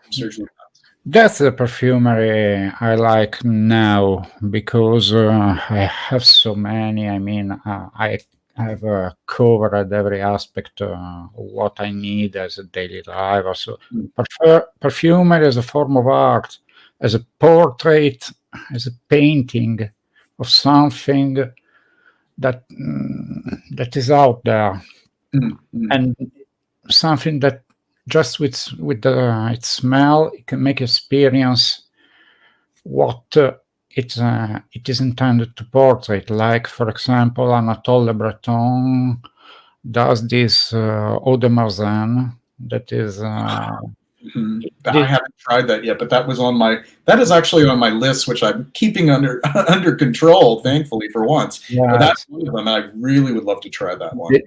I think of it as impressionism applied to perfumery. It's like watching a Monet painting and be transported into that. It's really a meadow during summer in Normandy. You smell everything: autumn, big autumn, grass, hay, iris, wildflowers. That's something that I'm looking for in modern perfumery. That kind of reminds me a little bit of Lorenzo Villoresi Yerba Mate, and you would think it was just a Yerba Mate fragrance, but I get a lot of that same feeling from that one as well. Yes, they are similar, but with touches of differences. And I mean, they're not the same fragrance, though they share something. The sensibility is similar, but you're getting a different story in each of them. Anuj has a question for you. Your opinion on these middle of the pack houses: Lancetti, Venturi, Capucci, Coveri, Balestra. Well, Coveri stands out. Coveri and Capucci stands out with their traditional fragrance. Rico Coveri Pour-Homme and Capucci Pour-Homme are a step above. Lancetti is inexpensive drugstore brand. Probably they did something good in the 70s and the 80s. Now it's nothing near what a good perfumery is. Venturi did in the 80s a good fragrance, and I don't know anything else from the house. Renato Balestra Pour-Homme was a good fragrance, but I'm biased because Renato Balestra comes from my same town, Trieste. So I have a soft spot for him.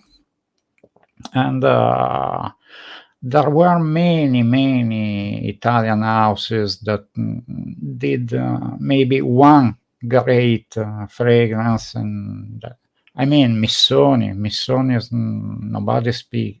They are speaking about the the clone of Bleu de Chanel that is out nowadays, but Missoni in the 80s did a fantastic leather tobacco fragrance, Missoni Purom, Missoni Uomo, I don't remember. It was a square bottle, kind of looking like the character bottle, but Pancaldi did a great fragrance. Pancaldi was another Italian fashion designer. It was specialized in ties and shirts.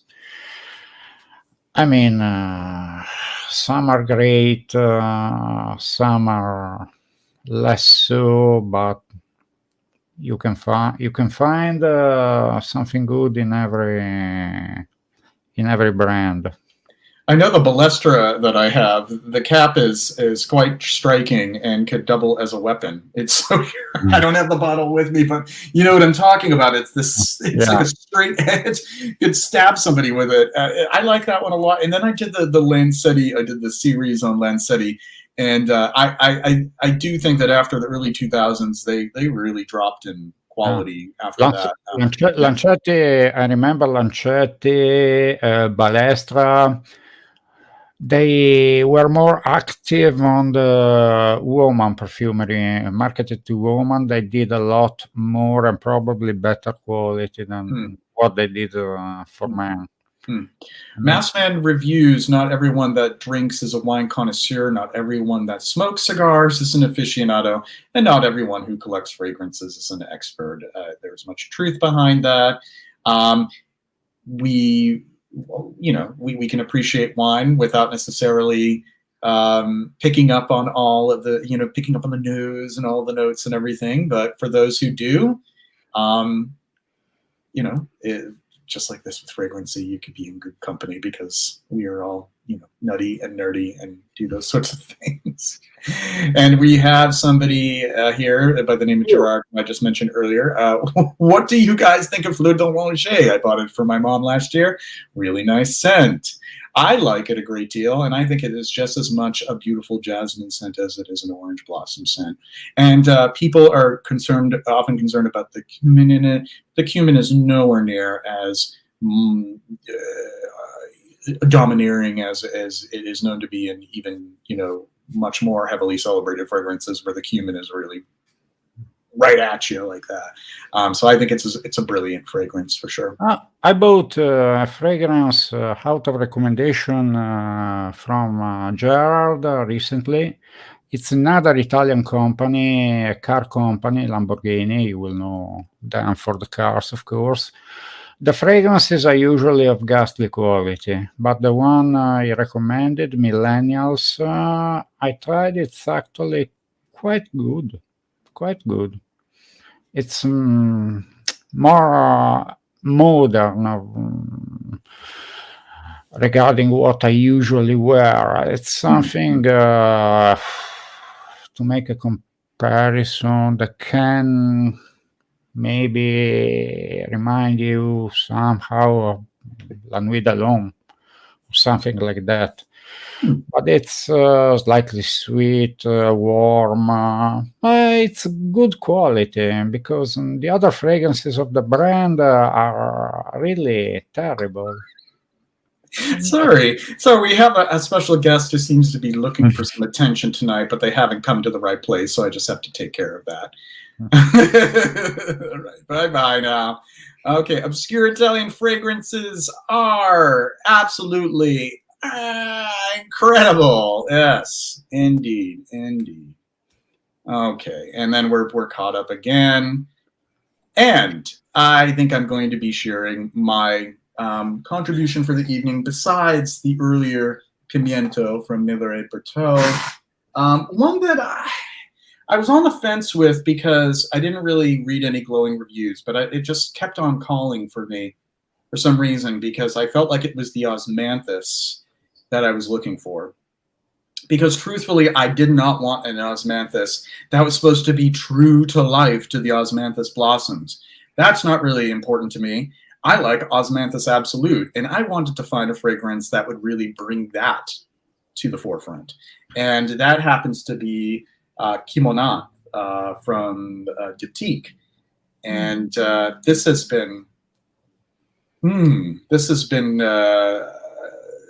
an infatuation of mine. And I mean, of course, the bottle is like, look at this.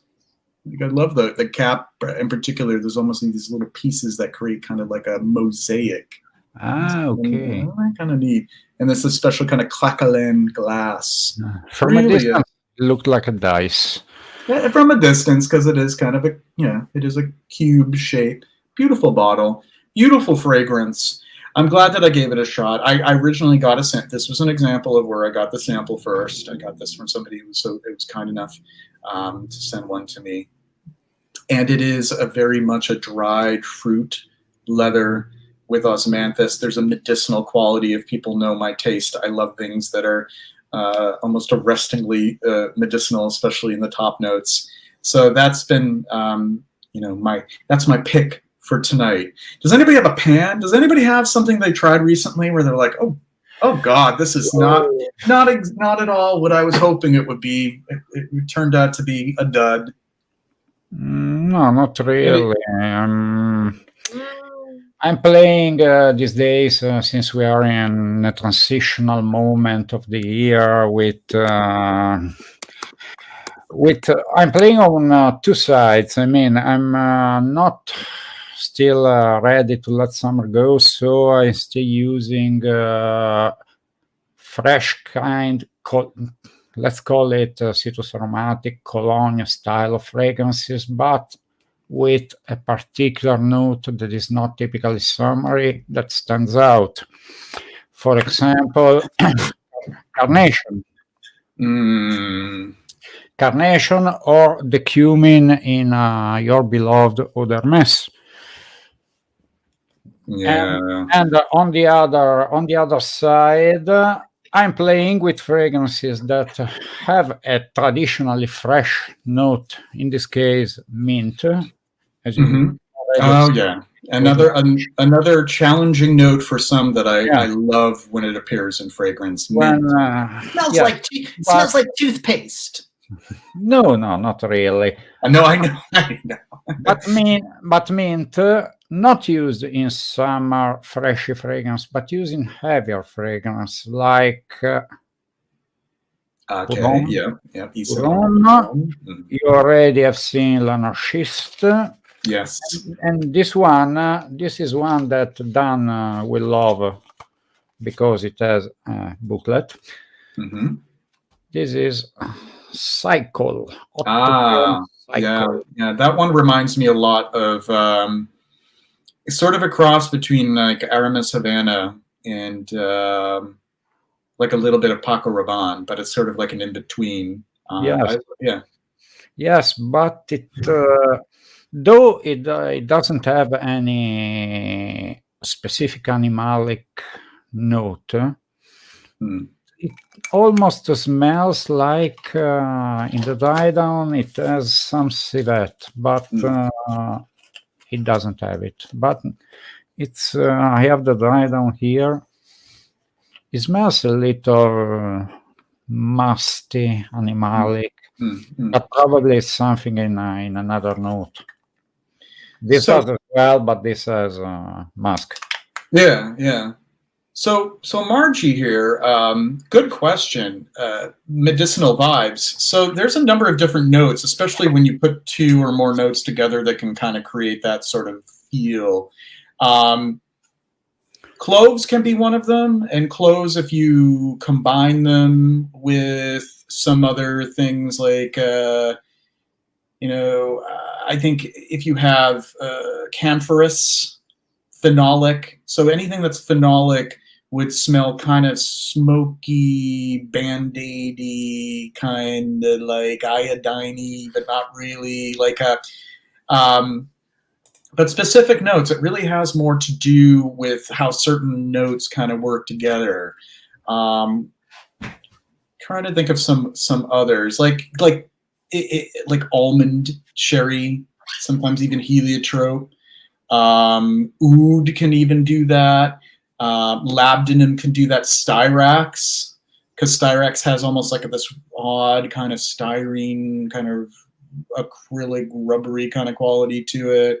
Lots of herbs. A lot of herbs can do that too. So if you have like a very high quantity of things like thyme and rosemary and hyssop and absinthe and wormwood mixed with some other things, you get kind of like this tonic medicinal elixir kind of vibe. What do you think, Ryan? What do you think of medicinal qualities in fragrance, and what are some things you have in mind with that kind of? I like them, but I think it's going to be, they're often very shaped by your experience with medicinal notes, right? I mean, like there's certain things where there's one fragrance that's been on my swap list for a while, which is like it's Diptyque Oyedo, or I'm trying to remember how you spell, but Diptyque Oyedo, and it's like maybe you remember this being an American, like the Flintstone like chewing vitamins for kids that are like flavored like lemon and strawberry and grape, and it has that exact like almost uncanny like aroma in the midst of it. It's like a fruity floral, but it gets that, and I don't love that because it's kind of like a weird aroma for me. But other times I really love medicinal qualities in herbal notes in particular. I think so. That's actually interesting. So like I went to pull one of the fragrances that you kind of asked for what we might pan that we tried recently. Is it medicinal gone bad? Is an example of so this is medicinal in a different way. So this is, I just got this today in a swap. This is the perfumer is TSVGA. I don't know how you say that, but this is the fragrance Pop. You can get it on Lucky Scent. I think it's Tsuga, like the type of spruce, like the type of conifer Tsuga. I think so. I don't know. Tsuga. Yeah. And this is Pop, which is an interesting conceptual fragrance from the house, which is like root beer and cigars and rum, like trying to like suggest like a little kid that drinks a lot of root beer, but then like got into dad's cigar in like her cabinet later that night and had like kind of an interesting evening. And it starts off with the, obviously from the nozzle, I'm getting a little bit more of the dry down, but it starts off with the most like startlingly realistic root beer experience it possibly create in a fragrance. Like it just feels like I just took root beer and just doused it on myself for tasty. Which has that like root beer has that medicinal quality. Oh, sure, yeah, because it's like that kind of rooty. It's tonic. That's where the word tonic. You know how like around here in New England back in the day, not as many people call it that, but the slang for soda was tonic, because early colas and root beers, and they were tonics, they were health tonics, and they often were kind of bitter and medicinal. But I digress. This sounds absolutely fascinating, though, that it smells literally like you poured root beer on your skin. It does, and then but it only stays that way for a little bit, and then what it actually turns into, and I don't really get like true booziness from this, but you get a very pronounced tobacco that comes in, and it's a real tobacco, and it's very sweet, obviously, with like the vanilla that's bolstering the root beer and all that stuff. Right. It turns into this very. It reminds me a little bit of like Dervish from Rogue, which has kind of like that sort of dusty tobacco effect, but it's like in there with like all this sweetness from like the root beer, kind of like in there in the base. It's a little too gourmand leaning for my personal tastes, because I don't tend to like things that are like so accurate that feels like I've rubbed food products. Right. Same thing here. Yeah. It can't be too exact. It can't smell so edible that I'd almost feel like I could drink it and it would taste good. Kind of like I don't. Yeah. I can't do that. This does, which at that point kind of gets a con from me, but is nice. But one that I will give a straight con to, but a con in the way that I thought it was so fascinating that I actually like brought my wife back with me to sample it after I had tried it, because I was like, this is so weird, you have to try it.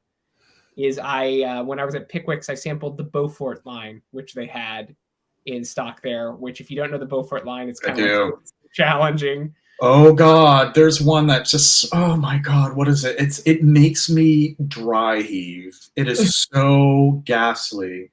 It like smells like somebody vomited biscuits. It's like, I think it's called like, what is it called? Lignum vitae, I think it is. Oh yeah. I know which one you're talking about. Oh my God, it's repulsive. But the one I was gonna bring out for a particular pan in the way that I find it like fascinating that I would come back to it again and again, even though I think it's kind of a conceptual failure, is Tenaire, which is like their sea battle one, which has like smoke and gunpowder, and the most beautifully accurate gunpowder accord I've ever smelled in a fragrance, and it's wonderful. And then just comes in this like tidal wave of cologne to suggest this. Oh, it sounds absolutely atrocious. Oh my God. I have a tough time with that house. There's one that I really love, Fathom V, and every other one of them, I can't. It's like I give them a lot of credit for being ambitious and iconoclastic, but I just can't. Every other one of them that I sample, they're fascinating, but I just couldn't wear them. Yeah, I did like. I'll say this: the one I liked, and I think I'll actually get a bottle of this, is Coeur de Noir, which was like their. So if you look at the note pyramid, it's like tobacco, rum, leather, like very standard stuff, and then it has like an ink accord in it that's like a pen ink accord. I could get into that. Yeah, and it's so it ends up being like kind of like a. Primarily like a dark suede leather with like an ink note and tobacco nuances in the background, and a little vanillic sweetness helping taking the edge off. I liked that a lot. It was kind of like a gothic tobacco oud or something like that I kind of I could get behind. Right. Okay. I don't think I tried that one, but there were like 5 others besides Fathom V, and it was. I think that the only worst time that I ever had smelling things was smelling that like wood de Sieu. Like I just felt like everything was just so like confusing and dissonant and like trying too hard. Wood de Sieu, I mean, for folks in the audience, I'm not calling it an audience, for you people in the audience. Oh God, yeah, I do have an IG live from quite a while back where I do first impressions of that house, and I was horrified. This is a good question here: is wormwood and mugwort the same thing? It's a very good question. So they're both in the same family botanically. They're both in the Artemisia family. Artemisia vulgaris, which grows like unruly here in New England. Like we have a sanctuary where there is like armoise, which is also its name, growing everywhere, and it smells really great, especially on like a humid or a damp day. That is mugwort. So that is Artemisia vulgaris. Wormwood is also in the Artemisia family, but that's Artemisia absinthium. And that has a slightly different scent profile, and that happens to be the one that is used in the flavoring of absinthe, wormwood. Many herbs can smell medicinal, probably because they have been used as components of something medicinal, like Artemisia, like star anise. Anise is very pungent. Yeah, right. And another one that I find when used in a certain way, it's very medicinal, is patchouli. Yeah, that's true. Yeah. For example, this is a clear example. It's Theodoros Kalotinis, 1989. The note of patchouli, if you ever smelled Tom Ford's Noir Anthracite, it's something in that vein, very burnt rubber, very medicinal. I like it, but it's the challenging side of patchouli. This is something. This is a great brand, a great indie brand. They are also fairly priced. This is their basic line. It's $45 for a 50 ml, which is also high quality. Then they have an exclusive line that is 150, but they have a. Alex, you should put that in the chat, just so that way, if people are would be interested in looking into it, they can. And they also have an exclusive line that is $150, where they have a leather iris that is fantastic. That's good to know. I've been wanting to try, because it keeps coming up every once in a while, and I always try to keep in the loop on Tobacco Sense, Tobacco Maniac from that house, just because I keep hearing that. Yes, I tested it, but unfortunately, it's too sweet for me. I like tobacco, but I don't like sweetened up tobacco like Naxos, like Herod, like Pure Havana. I like Havana, and I like, for example, Atelier des Ors, Bois-Sicard. Oh. If you like a smoky outdoorsy fragrance like the one you brought up before, that's a great one. You could try. Another great one. It's Hyde is the name of the fragrance. Yeah. Slow down. What? I know which one you're talking about, though. Yeah. Yeah. Yes, because it's there are many brands that spring out to mind. I don't remember that precise brand, but that's a great brand. They also do a great vetiver.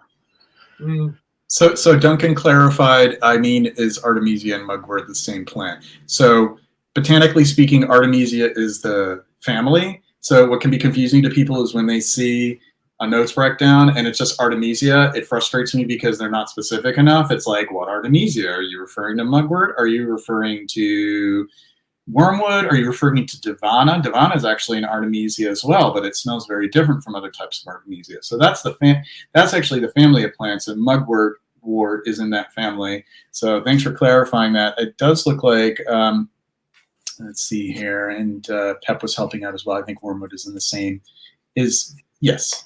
Same as in, it is a type of Artemisia, indeed. Yes, there are many herbs that you smell. They seem different, but they are the same family, like fennel, carby, caraway, cumin, are all the same plant. I mean, the same family of plants. Yeah, you can tell from the way the seeds look too. And in scent chemistry, there's Clandestine Laboratories is tuning in, can help me out. There is iso and lavo. There's like isomers, and what's really fascinating is that there is just like a very slight difference molecularly, if I'm not mistaken, between the smell of spearmint and the smell of caraway. It's just like, I think it's lavocarbone and isocarbone, if I'm not mistaken. Scent chemistry is really fascinating stuff. But yeah, all those little seeds, the little tiny kind of like, oblong seeds are all in the same botanical family. I'm into botany as well. People who follow me on Instagram, obviously, will know that. And since you love cumin, I know you don't drink a lot, but there is a German brandy made of cumin called Kimmel. If you like a shot of brandy every now and then, that might be something you fancy. Very, very interesting. I love trying different types of like cordials. Like, of course, like I love absinthe and the complexity of all the flavors. Another one that I really like is chartreuse, which is a proprietary recipe.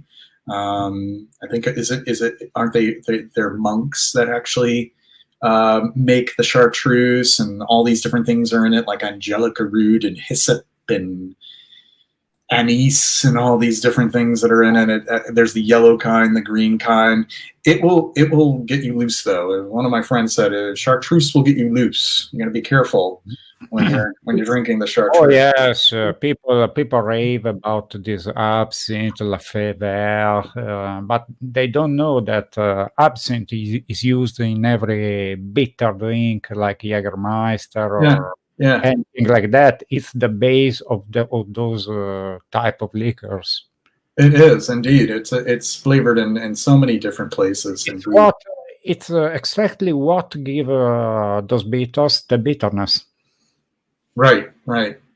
And I love bitter flavor, and I love bitterness and fragrance. Some people can't really handle the bitter, but I can appreciate it. My Western palate can appreciate a little bit of bitter. I can stand the sweetness. That's not really for me. I mean, I don't mind the touch of sweetness, especially if it comes from tonka bean, which is a sort of warmth, not really sweetness, something like a burnt caramel without the smell of the caramel, the sweetness of the sugar. Mm-hmm. I like something more resinous, like benzoin. But the fragrance must never come across as sweet as the first thing you remember. Yeah, I don't want to just be remembered.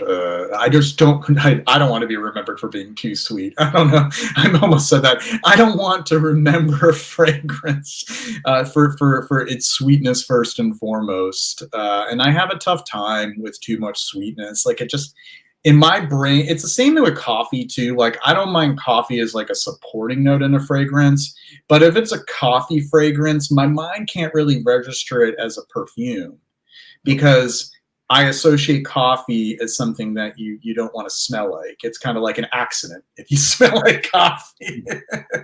But I like it if it's a supporting note though, like if it's kind of part of the whole. But if it's like the lead player, if it's like mainly coffee, I'll pass. But if you smell coffee in the workshop where they roast the beans, you will smell something very similar to cumin. I can see that. I could. It's really that sweaty smell. Yeah. I like this idea that Duncan has. He puts mugwort and lavender into paper coffee cups with a lid as an air freshener. I like that. It's very DIY. I like that idea. Very nice. Yes, we also do here. Here we have wild shrubs of thyme and artemisia and the absinthe. And sometimes we pick some leaves and put it in the car. So we've reached past the 9 o'clock mark, and this is where we start to wind down a little bit. There's no firm ending to it, but did you guys have any other fragrances that have been on your radar that you want to chat about? I mean, somebody mentioned this in the chat when they saw that I had done a review of this recently, and I'll talk about it again here. This is a new release for this year, so this is probably the only release from this year I will buy. 007, right? 007 fragrance from Florist, which is, a tacky tie-in, but actually a very lovely, sophisticated fragrance that feels very much anchored in a tradition of classic perfumery, very dry, old school amber, nice florals with like a rose heart, and then kind of a bay rum spiced vibe kind of floating and pulling that all together. Very nice. I think it's I could, perfectly suited to wearing it every day. It's kind of a relatively subdued, quiet fragrance that you could wear in any circumstance. I think they kind of knocked it out of the park. I think it's a shame that it's called 007 because I think people won't try it. They'll think it's like kind of a gimmick, like, oh, is this what Florist is doing now? But it sounds like it sounds promising to me. I'd like to try it. You've said some pretty good things about it, and both of us, for slightly different reasons, are a little. We think that Florist is a little hit or miss. Yeah, I don't really love like the ones that everybody talks about, like number 89 or Elite, or I think the house really hit its stride in the last 2 decades, which is in Minority Reporting. Yeah, because like I like Elite and I like number 89, and I would love to try Mahon or Mahon. I don't know how it's pronounced, but Mahon leather. It was actually discontinued quite some time ago, and I heard a few good things about it, but it seems to be hard to track down. I would love to try that, but that seemed to have a very short-lived window. I do rate their other leather scent, Leather Oud, not to be confused with the Dior, very, very highly. I love that. But I would love to have tried Mahon leather. Yeah. There's there was a Leather Oud, the oud leather, and a honey oud too. I think that got some. That's good. That's really good. But I like the traditional fragrances better, like number 89, Elite, JF, Jeremy Street. They made a great vetiver, but it's discontinued. Those are, to me, what Floris does better. There was also a violet. They had some. Oh, sorry. Go ahead, Ryan. I was going to say, I like those fragrances a lot, and it's not to say that I dislike the style. I just think like something like JF, like I think there's like other things like it kept like that are just like a little better. Like there's like there's slightly better like aromatic violet fragrances, things like that. That's why I say I think they hit their stride now. Is just like I feel like they're doing things that are kind of marching to the beat of their own drum now, whereas before the classic fragrances, if you've tried a lot of classic fragrances, and you obviously very much have, it felt to me like that was kind of like they were more like good, but like they weren't like the first fragrance I would tell somebody to go seek out if you're going to go seek out like like especially something of that kind of in that kind of realm. One would perhaps take, for example, even number 89. Maybe you would suggest Abbey Rouge before number 89, or maybe even, a Penhaligon's that kind of does the same thing. I can see that. No, I understand that for sure. But not to talk you down, Alex. Yes, no, I know, but I also appreciate when a traditional house does something different and does not always stick to their tradition, especially if they keep their traditional fragrance in the line and well done. Another, we were speaking some time ago about Roja Diaghilev and other cheaper fragrances that are probably overpriced. And I found a cheaper, Amber cheaper, which is very, very good. It's a niche brand or indie brand. Which is the difference? My opinion is that the niche brand use a master perfumer, the indie brand, the owner is the perfumer, probably. But this one is Papillon Artisan, and it is Salome. Oh, Salome is very good. It is very good. Salome is very good. This is a cheaper that is, I think, up there with the best. With Diaghilev, with Schipper Palatin, with I won't say from the Rocha, but probably. Ooh, wow, bold statement. Yeah, I mean it's close. It's not, of course, exactly 100% the same of those other frag. Or also Schipper Siam is. Schipper Siam is definitely greener than the traditional Schipper. This is more ambery. This is something you may like. I think that everything that I've, everything except one, see, we all have opinions. Everything that I've smelled from Papillon, except for the Spell 125, is it? Spell with a number after it, that I didn't agree with. But everything else that I've smelled from Papillon, I've found it at minimum pleasant and at most quite lovely. And that one I think is one of the best. I revisited this. The dry down is lovely. I think it's a keeper. I will be writing a full review of it.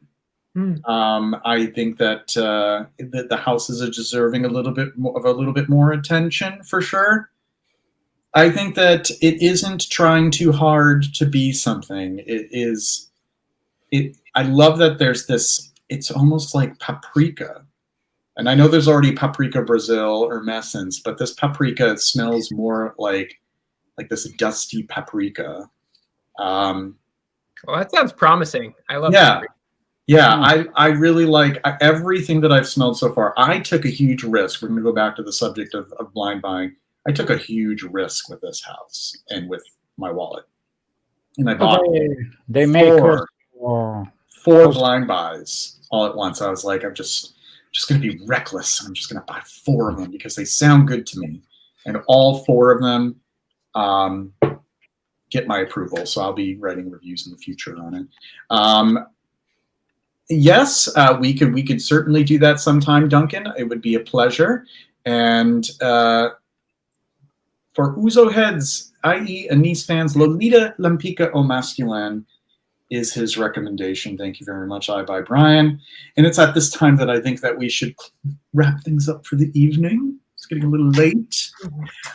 It has been an absolute pleasure to have both of you with me. Ryan, would you be willing to join me again same time next week, Tuesday? We can convene. We could discuss that later. Yes, I think so. You saw the wheels turning because I was just trying to figure out what my calendar was like for next week, but I think I can. Yeah. Okay. Should be doing my schedule like offline, not live on a live stream. But Alex, it's always a great chatting with you and having, being graced by your presence. Thank you so much. Folks, thank you so much for tuning into this inaugural Effluvium. I will be returning on next Tuesday at 7 p.m. Eastern Standard Time. This will be weekly. It will probably be every Tuesday unless there's a scheduling conflict, and then it will be another night if there is. But once again, thank you so much, everyone. Thank you so much, Floral Notes. Thank you, Prof. Melvin. It is now time to sign off. Bye-bye now. Bye. All right. And then